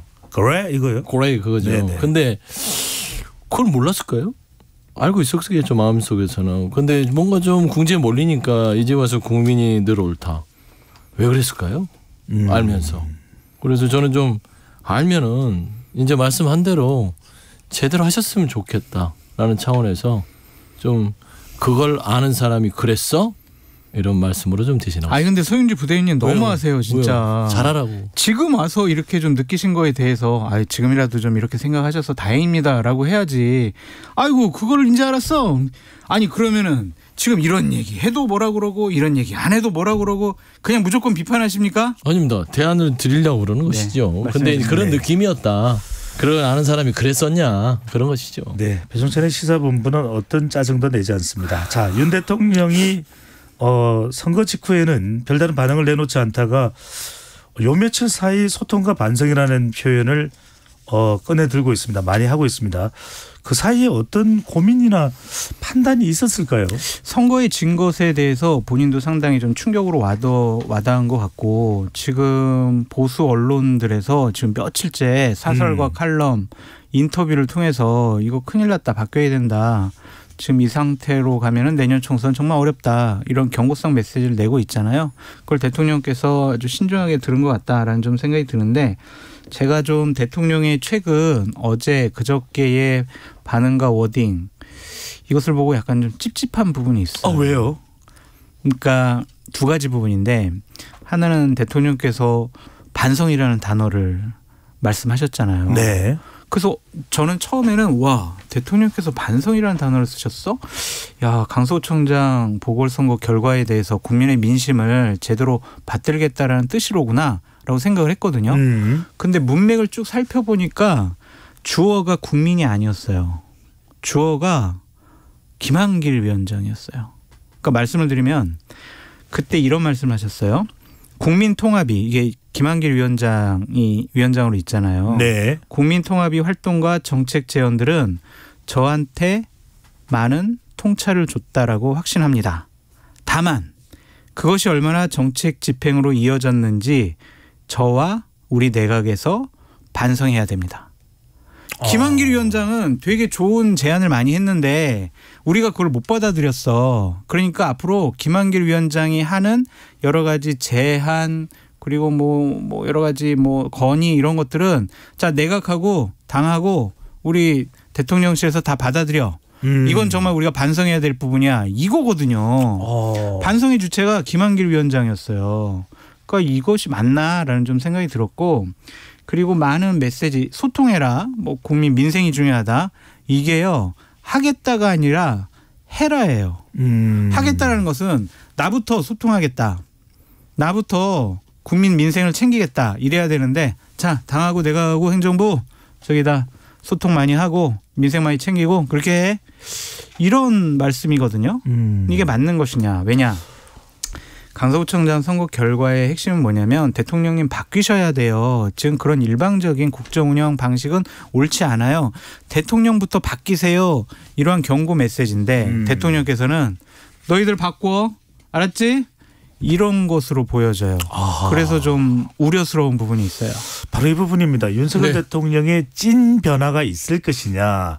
그래서 윤석열 대통령이 뭐 소통도 상당히 뭐 국민 소통, 당정 소통, 이동훈 대변인을 통해서 이야기하고 있는데 보수 언론도 여전히 매운맛 비판을 윤석열 대통령이 하고 있습니다. 이유가 뭘까요? 다른 게 필요하다면 어떤 걸 해야 찐 변화가 일어났다고 볼까요?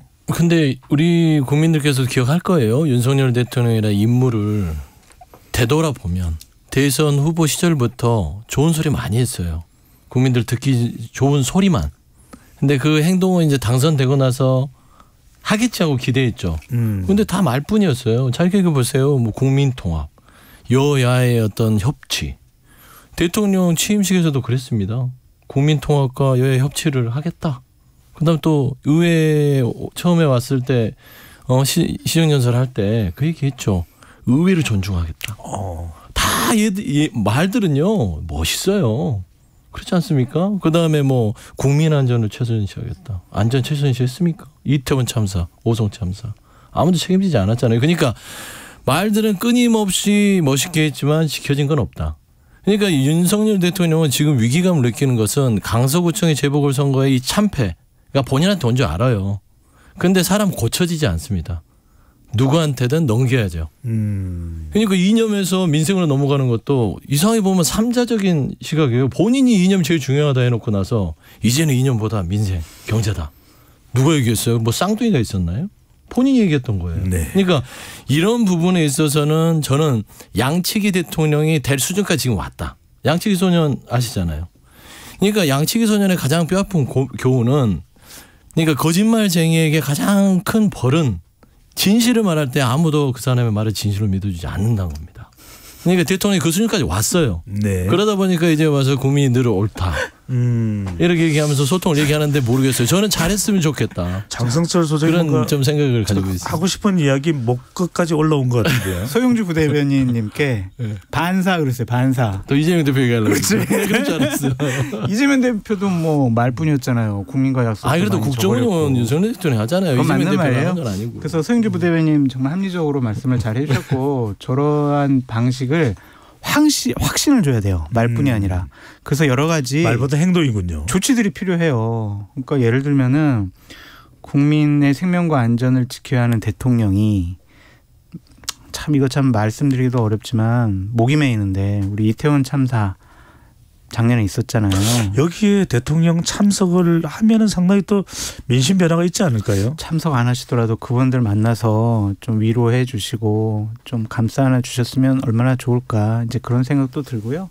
어쨌든 정기국회 때 법안 처리, 예산안 처리 야당의 협조 없으면 안 돼요. 또 대법원장 임명해야 될 거 아니에요. 헌법소장 임명해야 될 거 아니에요. 여가부 장관 또 다시 지명해야 될 거 아니에요. 야당 협조 없으면 안 됩니다. 그러면 야당과 지금처럼 계속 벽을 사이에 두고 아무 말도 안 할 거예요. 이재명 당대표는 피고인이니까 기소당했으니까 안 만난다고 하더라도 야당 지도자들은 좀 만날 필요성이 있다라는 좀 생각이 들고요. 그 외에 여러 가지 조치들에 대해서 국민들이 의구심으로 생각되는 부분들에 대해서도 선행적으로 좀 조치를 하나하나씩 취해 가시면 네. 소영주 부대변인처럼 말뿐인 대통령 뭐 이런 비판을 이제 못할 거 아니에요. 저도 안 하고 싶어요. 그렇게. 네. 잘하신다 이러고 싶지. 방금 전에 장 소장께 여쭤보던 건데 이태원 참사 일주기 유가족들이 네. 윤석열 대통령을 정식 초청하기도 했는데 참석을 할까요? 제가 이건 참 알아볼게요. 참석하시는지 안 하시는지. 네. 저는 맞출 수 있어요. 안 하신다? 하셨으면 좋겠어요. 네. 그러니까 정치라는 게 논리적으로 상대방을 설득하려면 정말 힘들어요.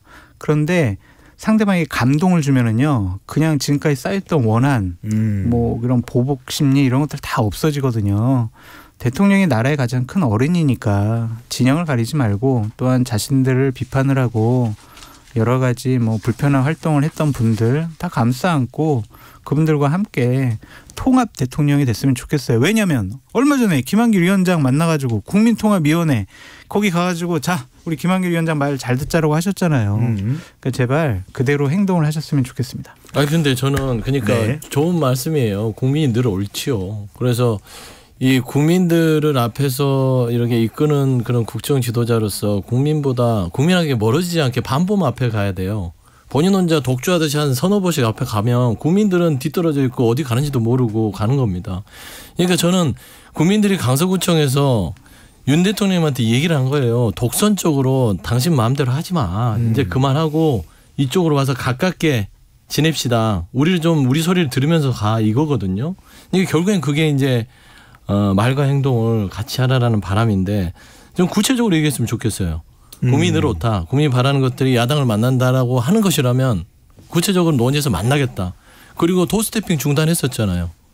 국민 소통이 가장 본인들의 앞서 세운 브랜드였잖아요. 그럼 도스태핑을 다시 재개해서 뭐 국민 소통을 하겠다. 국민 앞에서 얘기하겠다. 이런 것들. 그리고 강서구청 보궐이라든지 본인의 국정 전체적 운영 기조에 있어서 반성을 얘기했었다면 최소한 김한길 통합위원장한테 들은 얘기대로 국민 앞에서 좀 대국민 사죄까지는 아니더라도 담화라든지 이야기 좀 하는 것들이 훨씬 더 진정성이 있지 않을까 하는 생각이 지금 진정성 말씀 주셨는데 이 진정성에는 인사도 참 중요할 것 같아요.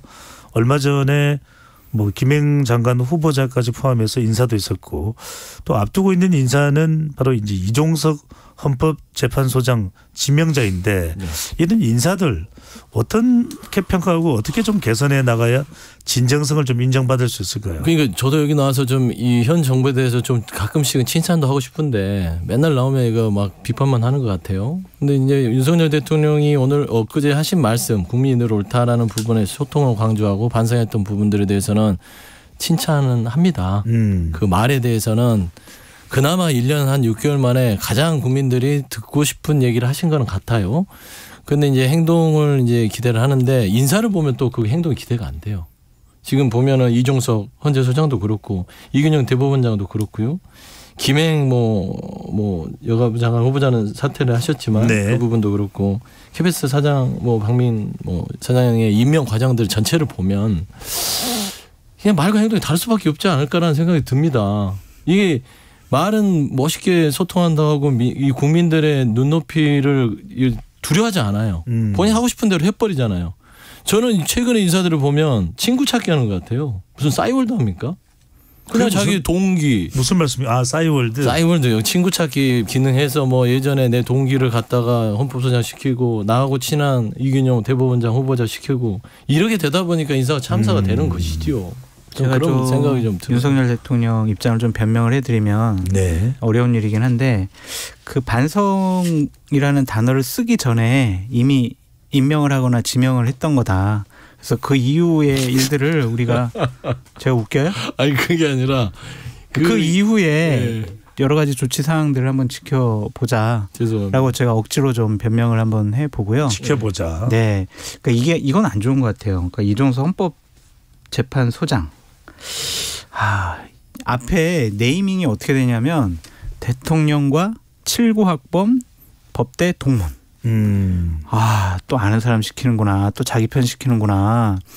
이러한 이미지를 줄 수가 있을 것 같아요. 근데 전 이분이 얼마나 훌륭한 분인지 전 잘 모르겠어요. 아직 뭐 알아보지를 않았기 때문에. 근데 그 프레임만 가지고도 대통령에 대한 인사권에 대해서 권위가 훼손될 수 있다.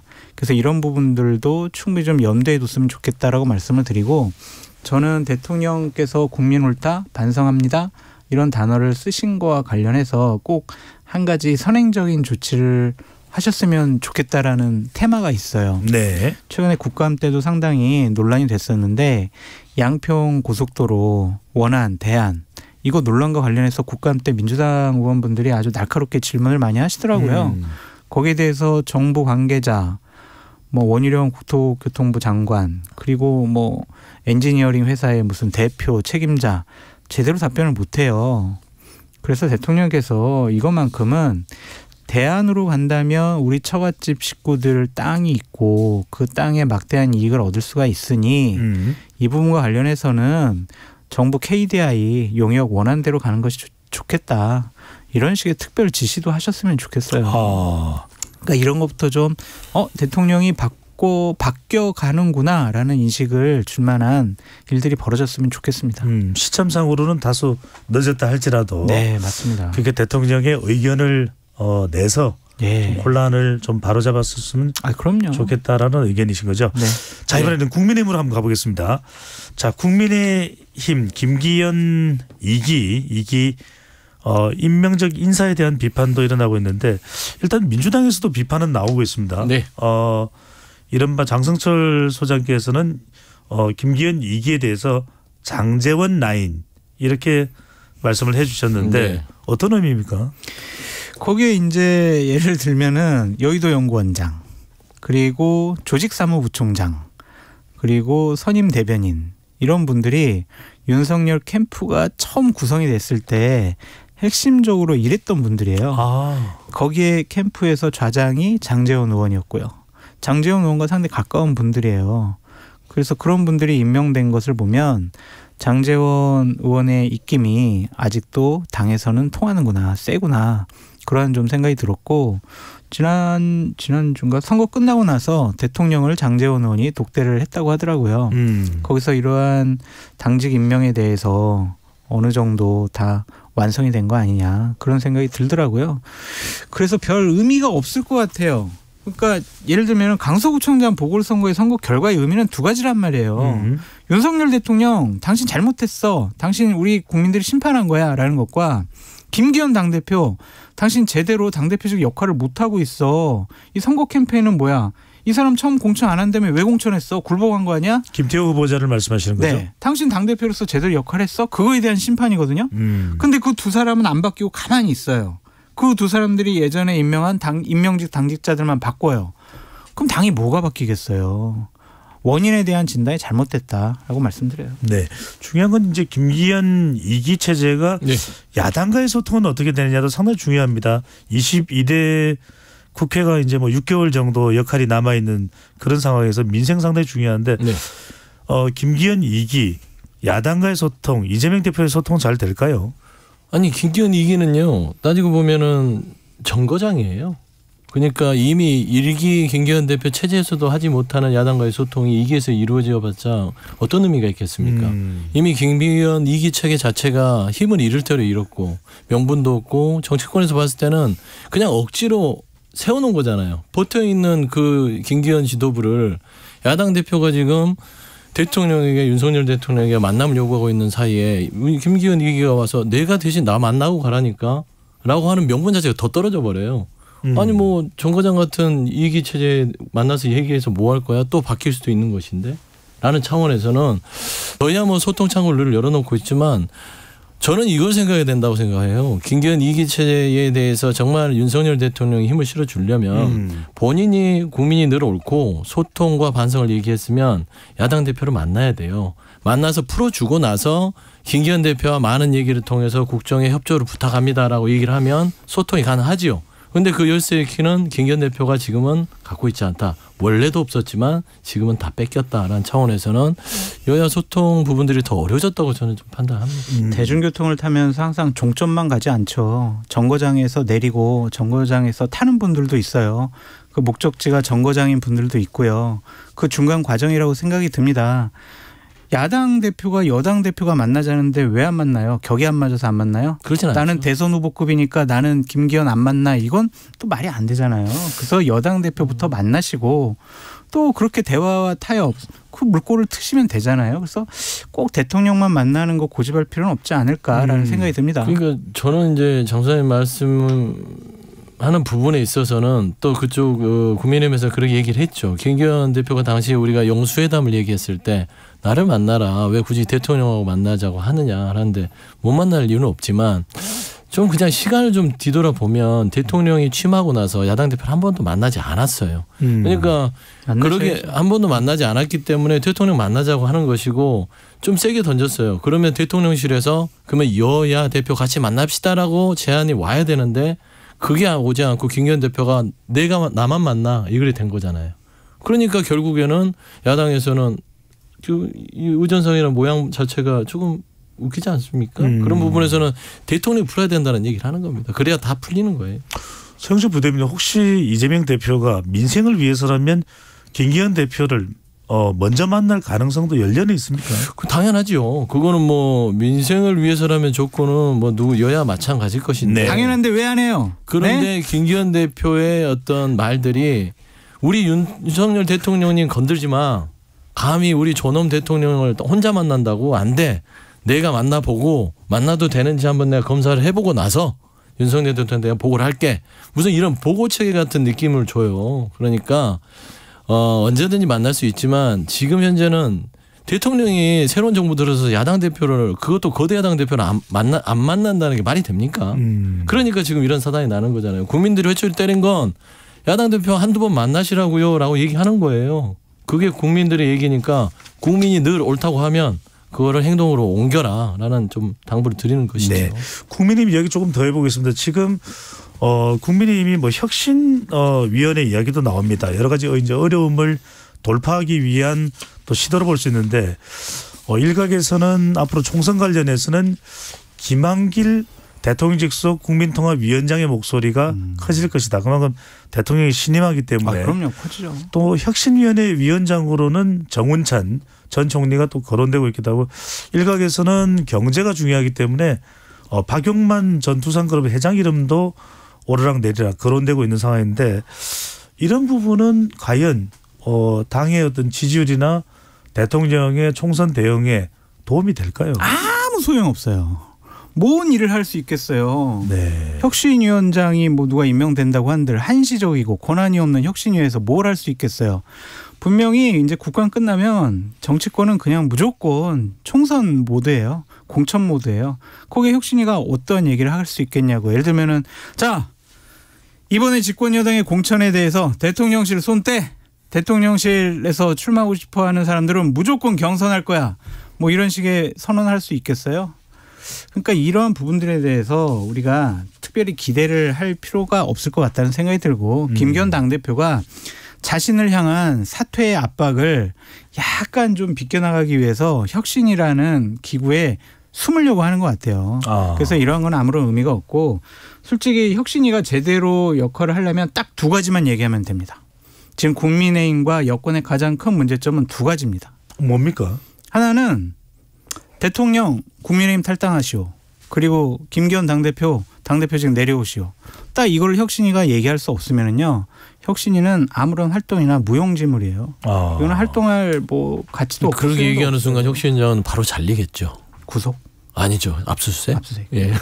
자, 혁신이 네, 우스갯소리입니다. 혁신이 경험이 있는 민주당으로 봤을 때는 강서구 청장 보궐선거 이후에 국민의힘이 혁신위를 만드는 시도 어떻게 보십니까? 그러니까 아까 말씀한 대로 김기현 체제 2는 그냥 미봉책이에요. 제가 이제 정거장이라고 했던 이유는 조금 더 제가 순화한 것이고 허수아비라고 얘기를 할까 했었는데 그건 좀 너무 과한 것 같아서 정거장이라고 했는데 저는 그렇습니다. 이제 지금 혁신위는 말씀한 대로 이제 국감 끝나고 12월 정기국회 끝나면 바로 총선 체제로 들어가면 비대위를 해도 시원찮을 판에 혁신이라니 그거는 조금 맞지 않는 것 같아요. 지금 와서 뭐 혁신을 하고 말씀한 대로 뭐 대통령과의 어떤 종속 관계를 끊고 자율성을 가지고 뭔가 우리의 어떤 주장을 해서 이 국정 운영의 어떤 파트너로서의 힘을 가지자. 뭐 김기현 대표 사퇴하고 비대위 체제를 전환해서 우리가 총선 승리를 위한 여러 가지 법안들을 낸다 한들 그게 받아들여지겠냐고요. 시간상으로도 물리적으로 되지 않습니다. 제가 봐서는. 그리고 올 사람도 없을 뿐더러 지금 뭐 정운천 전 총리나 김한길 위원장 급도 안 맞을 뿐더러 그분들 머리가 좋으신 분들이라서요. 이런 소모품으로 쓰여지지 않습니다. 그래서 그냥 비유하자면 이재명 당대표가 얼마 전에 임명한 혁신위원회 그리고 활동하라고 했던 혁신위랑 거의 똑같아요. 그러니까 혁신위가요. 지도부에 대해서 과감 없는 요구와 주장을 할 줄 알아야 돼요. 근데 민주당 혁신이 결국에는 이재명 당대표 계속 보호하는 얘기만 했잖아요.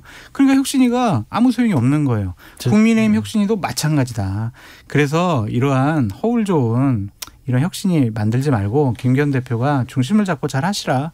그게 바로 당대표의 책임이다. 네. 저는 장 소장님이 김은경 혁신이 얘기할 줄 알았어요.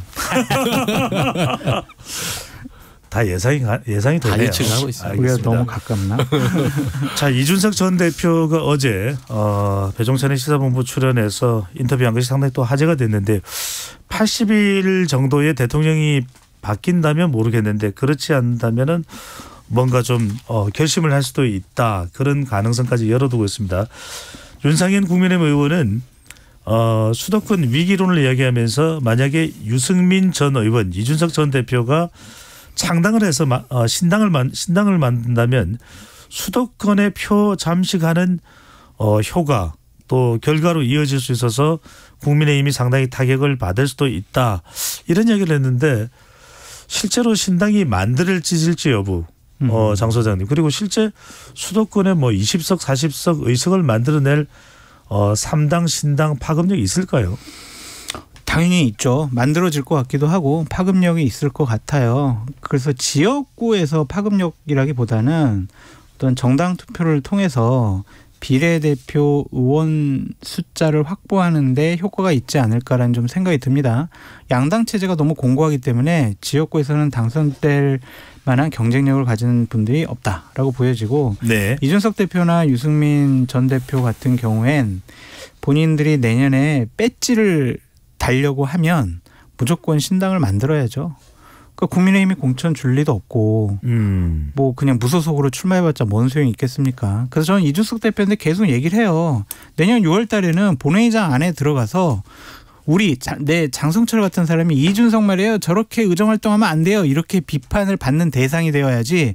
내년도에도 배지 못 달아가지고 우리 배종찬의 시사본부에 나와가지고 이번에 총선 결과는요 어땠는데요 저땠는데요 앞으로 향후 전국은 어떤데요 이런 얘기해서는 당신 정치적 미래가 없다. 그러니까 모든 수단을 강구해서라도 배지를 달아라.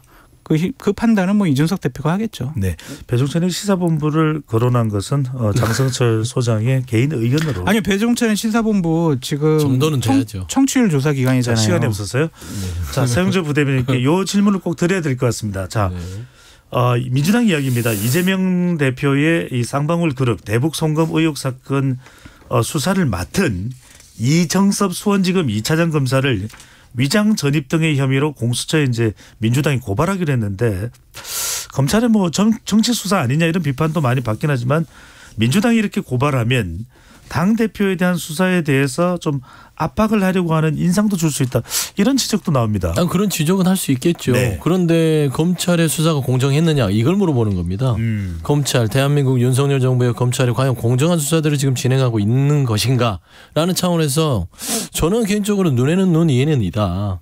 그러면 검찰들 당신 스스로들도 본인들을 돌아볼 때 내로남불하고 있지 않냐. 왜 검찰은 검찰 내부에서 뭔가 불법을 저지른 사람들은 당신들은 봐주고 뭔가 다른 대상에 대해서는 그렇게 가혹하리만치 수사를 하느냐라는 차원이에요. 공정에 대해서 묻는 것입니다. 이거는 압박이 될 수도 없는 뿐더러 수사가 이정섭 수사 이 팀장이 안 한다고 해서 다른 뭐 부장들이 없는 것도 아니에요. 근데 저는 정말 우려스러웠던 게 이정섭이 검사에 대한 여러 가지들이 지금 검찰에 고발했거든요. 공수처가 아니라. 그래서 검찰에 고발한 이유는 검찰에 고발을 하게 되면 이정섭 이 검사 같은 경우는 감찰이 들어갑니다. 감찰 결과가 나올 것인데 빤해요. 그냥 또 유야무야 될 것이고요. 저는 그런 부분에 있어서는 대한민국 윤석열 검찰 너무 정치보복에 앞장서서 움직이지 않느냐라는 것들이 좀 너무 반성할 부분이다 말씀드립니다. 저는 민주당 오해받을 짓을 하지 말아라고 말씀드립니다. 네. 국민들께서 지난 2020년도에 압도적인 의석수를 민주당에게 줬죠. 그 의석수를 자신의 민주당과 이재명 당대표를 보호하는데 옹호하는데 사용하라고 그 압도적인 의석 주지 않았습니다. 국민의 삶을 보호하고 국민을 보호하는데 그 의석수를 활용하시기 바랍니다. 네. 한 20초만 주실 수 있나요? 예, 짧게만 좀 말씀 주시면요. 그만해요. 그만하겠습니다. 네. 다음에 나서 얘기하겠습니다. 사실 뭐 법인카드도 있고 여러 가지 이슈들이 많은데 이건 다음번에 하도록 하겠습니다. 자, 6786님이 토론의 내용이 깊이 있고 넓은 생각을 갖게 해주네요. 잘 듣고 있습니다. 세 분 파이팅. 모바일 파이팅. 간식 보내드리겠습니다. 지금까지 서영주 민주당 상근 부대변인 장성철 공론센터 소장과 함께했습니다. 잘 들었습니다. 감사합니다. 네, 감사합니다.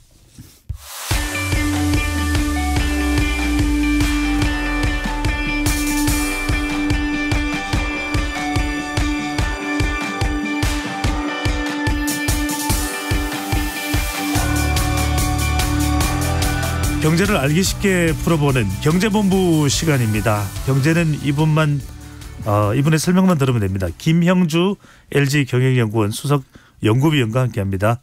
박사님 어서 오십시오. 예, 안녕하십니까. 네, 여쭤볼 내용이 참 많습니다. 지금 가장 크게 궁금해지는 것은 역시 이스라엘과 하마스 이 전쟁이 과연 어떤 식으로 확전이 될지 여부도 궁금해지고 또 우리나라에는 어떤 영향이 있을지 뭐 안보적 영향도 있습니다만 오늘은 경제 영향이 더 궁금해집니다. 추경호 경제부총리는 원자재, 유가 등 금융시장에 영향이 있겠지만 아직은 제한적이다라고 판단했는데 지금 현재의 영향, 앞으로 예상되는 영향 함께 좀 설명을 해 주신다면요.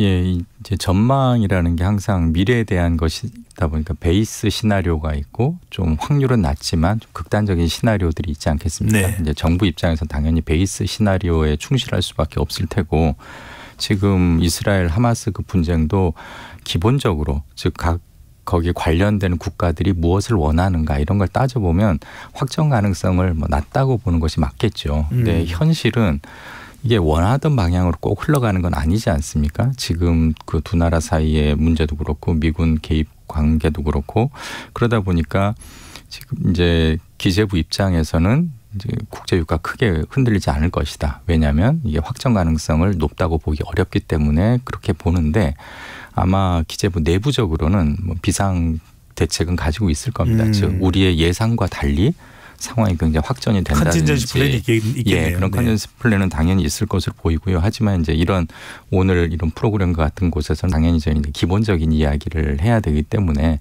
일단은 저도 뭐 확정 가능성은 낮다고 좀 가정하고 말씀을 드리겠습니다.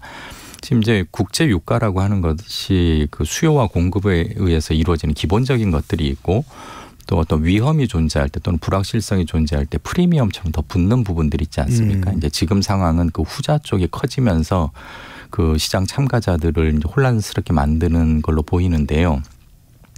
즉 이스라엘과 하마스 분쟁이 확전만 되지 않으면 설령 이게 마무리가 되지 않는다 하더라도 그냥 현재 상태 즉 스탠드 스틸이라고 표현하지 않습니까? 현재 상태로만 좀 쭉 간다 그러면 유가는 쉽게 안정이 될 것 같습니다. 그렇게 본다면 이제 우리가 생각하는 미래와 같아지는 거고 더군다나 지금 세계 경제가 호황인 상황에서 이런 상황을 맞닥뜨린 게 아니고 굉장히 둔화되는 시점에서 마주치지 않았습니까? 그러니까 어차피 글로벌 그 원유 수요나 원자재 수요가 조금씩 그 둔화되는 상황에서 마주쳤기 때문에 유가가 우리 경제에 뭐 크게 어려움을 줄 것 같지는 않습니다. 그런데 좀 장기적으로 본다면 비록 어려움이 없다는 것이지 이건 뒤집어 말하면은 세계 경제 회복을 기대하던 사람들 입장에서는 굉장히 안 좋은 소식이거든요. 네. 불과 몇 주 전까지만 해도 우리가 IMEC라고 그 인도 그 지중해 뭐 유럽까지 미국이 그 미국판 1대1로를 뚫을 것이다. 뭐 이런 이야기 하지 않았습니까? 설명을 해 주셨죠. 예, 그러면서 사우디와 이스라엘의 관계가 좋아지고 저 중동의 어떤 데탕트가 정착이 되면 당연히 이제 투자가 늘어나면서 세계 경제 회복될 수 있었을 텐데 그런 것들이 이제 완전히 180도 상황이 바뀌어 버리니까 이제 슬슬 세계 경제 회복되지 않을까 기대하던 금융시장 참가자들이나 또는 실물 투자자들 입장에서는 굉장히 좀 힘든 상황을 맞이했습니다. 네, 전쟁 영향 때문이지 일단 우리 정부는 유류세 인하 조치를 연말까지 연장했습니다. 뭐 세수 결손 지적도 있습니다. 이렇게 유류세 자꾸 인하해 주면 세금 안 거치는데 괜찮아? 근데 뭐 전쟁이나 이런 것에 대한 어떤 심리적 영향 등을 생각해 보면 뭐 어쩔 수 없는 조치가 될까요? 그렇죠. 얼핏 보면 좀 안 맞죠. 왜냐하면 뭐 유가에 미치는 영향 별로 없을 거다라고 이야기를 했는데 또 한편으로는 유가가 오를지 모르니까 인하 조치를 좀 연장하겠다, 2달 연장하겠다라고 발표를 했습니다. 근데 이것도 앞서 말씀드린 것처럼 불가피한 것 같습니다. 왜냐하면 이게 베이스 시나리오가 다 맞는다고 어차피 이야기를 할 수는 없고 지금 유가가 어차피 안 오를 것이니까 이걸 중단하겠다라고 했다가 만에 하나라도 좀 불상사가 발생하면 그때 가서 또 조치를 취하기는 어렵지 않겠습니까? 더 큰 타격이 될 수도 있겠네요. 예. 그리고 또 묘하게 이제 올 가을 그리고 내년 초까지가 우리나라 자영업자들 입장에서 뭐 부채 상환이라든지 여러 가지 어려움들이 좀 집중돼 있는 시기입니다. 네. 이러다 보니까 이 유류 관련된 비용 부담이라도 좀 덜어주자라는 목소리들이 있었던 것 같고 그래서 이제 기재부 안에서도 이제 그런 부분을 이제 복합적으로 고려하다 보니까 이걸 완전히 장기적으로 연장하지는 못하고 일단 연말까지 좀 상황을 두고 보자라는 정도로 결정한 것 같습니다. 네. 한국은행 금리 동결 소식도 좀 여쭤봐야 될 것 같은데 연 3.5%로 계속 유지하고 있습니다. 미국과의 금리 차는 2%인가요? 그 부분도 이제 좀 지적이 되고 있긴 한데 계속 동결한다라는 것은 계속 동결인가요? 내려갈 가능성이 있나요? 앞으로 상황 봐서 더 올라갈 가능성이 있다고 봐야 될까요? 이것도 한 달 새 분위기가 많이 바뀌었습니다. 일단 미국 지표 그다음에 중동 지표들이 같이 양쪽 방향으로 지금 영향을 미치고 있는데요.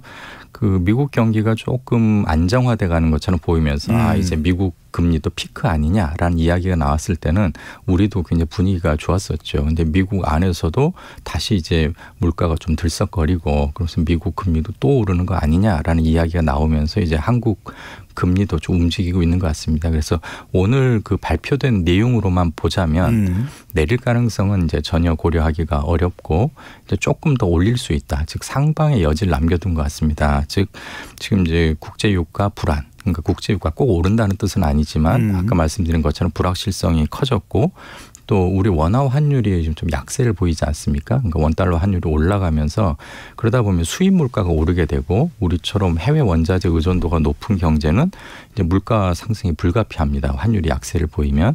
그러다 보니까 물가가 오르면 당연히 그 금리에는 좀 안 좋은 영향을 미치지 않겠습니까? 이제 물가가 한 뭐 2%대로 계속 안정이 될 게 확실하면 우리도 금리를 좀 내리거나 이럴 수 있을 텐데 지난 8월 이후로 물가 상승률이 3%대로 다시 이제 진입을 했고요. 그러다 보면 우리 목표 물가 상승률인 2%하고는 차이가 커지니까 한국은행 입장에서는 당연히 좀 더 올릴 여지가 있다라는 이야기를 할 수밖에 없는 상황입니다. 올리더라도 뭐 한 0.25 정도 생각할 수 있을까요? 그렇죠. 크게 올리기는 어려울 거고요. 왜냐하면 지금 보통 그렇게 크게 그러니까 흔히 말하는 빅 스텝 또는 자이언트 스텝은 경기가 과열됐을 때 하는 것이고 가계부채도 문제될 수 있고요. 예, 지금은 전혀 그런 상황은 아니지 않습니까? 다만 물가에 대한 경고 차원에서 그래서 한국은행이 생각하는 아마 더 희망적인 시나리오는 굳이 기준금리를 올리지 않더라도 경제가 알아서 어느 정도 조금 식어주고 그런 이제 고물가 움직임이 진정이 되고 또는 시장 금리가 기준금리와 상관없이 조금 더 올라주면 굳이 기준금리를 손대지 않아도 미국처럼 비슷한 효과를 낼 수 있지 않겠습니까? 이제 그런 그림을 그리고 있지 않을까 싶습니다.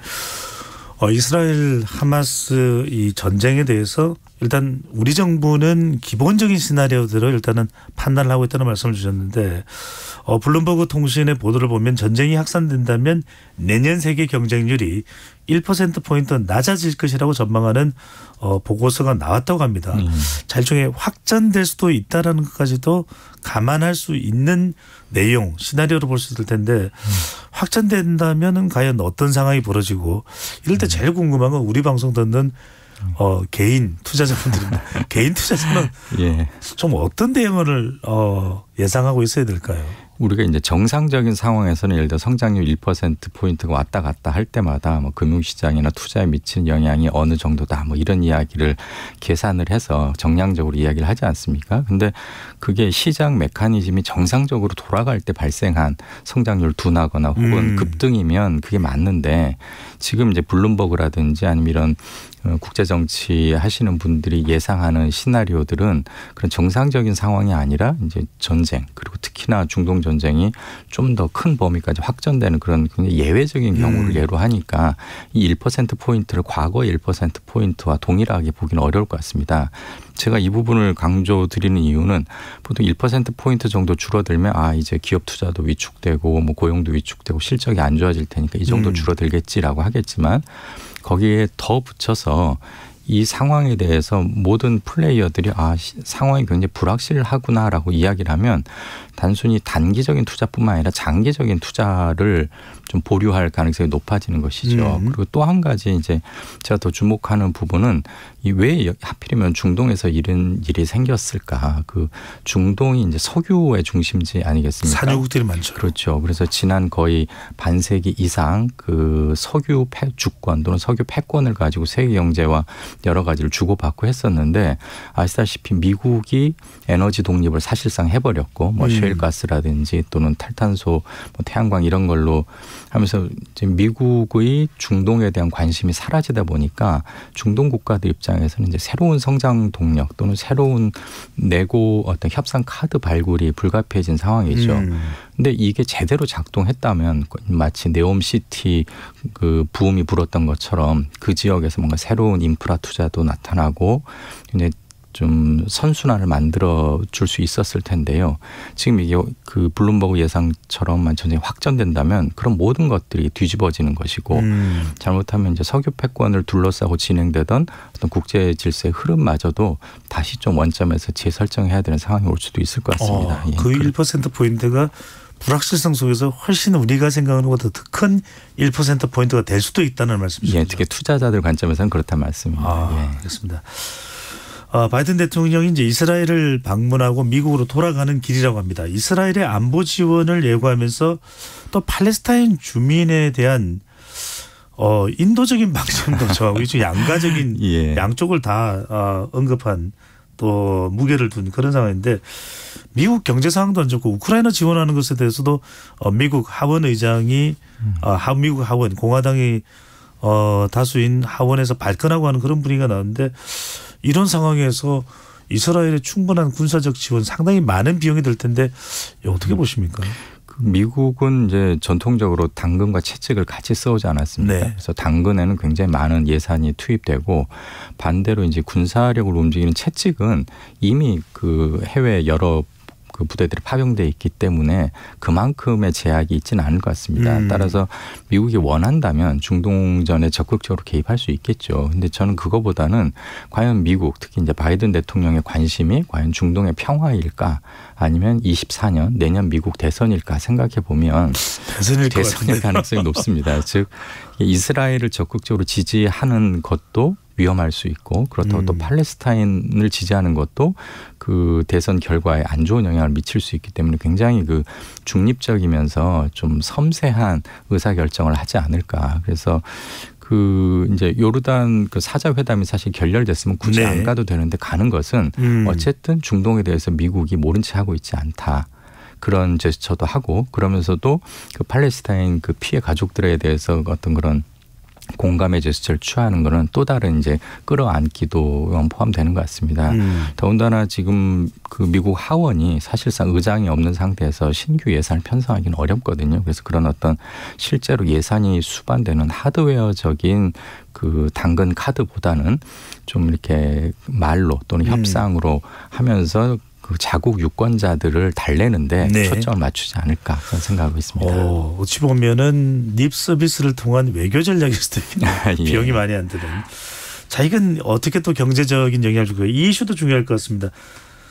중동 전쟁이 벌어진 상황에서 러시아 푸틴 대통령과 시진핑 주석이 만났고 거의 3시간 가까운 시간을 보내면서 서로 위대한 지도자다 이렇게 얘기하고 있는데 그러면서 팔레스타인 독립국가 건설, 그러니까 이슬람 국가에 대해서 더 두둔하는 그런 발언을 러시아 푸틴 대통령과 중국 시진핑 주석이 이건 또 어떻게 경제적으로 영향의 의미가 있을까요? 예, 보통 그 달리기 하는 사람이 1등보다는 2등이 훨씬 쉽다는 얘기 많이 하지 않습니까? 네. 1등과 조금 다른 스탠스를 취하면 되니까. 그래서 지금 이제 중동에서도 미국과 중국의 어떤 외교전이 사실 그동안 좀 치열하게 진행돼 왔었죠. 그리고 중국도 나름의 존재감을 드러내 왔었고. 근데 지금 상황에서 제일 어려운 건 미국이고 바이든 대통령일 것 같은데 그건 이제 반대로 얘기하면 중국에게는 상당한 기회가 왔다고도 볼 수 있겠습니다.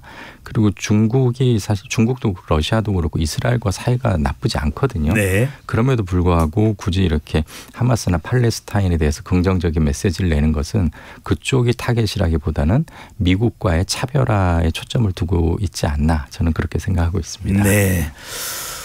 지금 0441님께서 제가 경알못 경제 잘 알지 못함인데 김영주 박사님 조용하고 자세하게 설명하시는 거 듣고 있으면 저절로 빠져 들어갑니다. 팬이 있네요. 아이고, 고맙습니다. 네, 모바일 간식 쿠폰 보내드리겠습니다. 저도 김영주 박사님 설명에 팬입니다. 몰입됩니다. 자, 지금까지 김형주 LG 경영연구원 수석 연구위원과 이야기 나눠봤습니다. 말씀 감사합니다. 예, 고맙습니다. 네. 배종찬의 시사본부 오늘 준비한 소식은 여기까지입니다. 어떻게 들으셨는지요? 여러분들이 좋은 문자 많이 보내주셔서 배 소장도 많이 힘이 납니다. 저는 내일 낮 12시 20분에 다시 돌아오겠습니다. 여러분들 행복하고 안전한 오후 되십시오.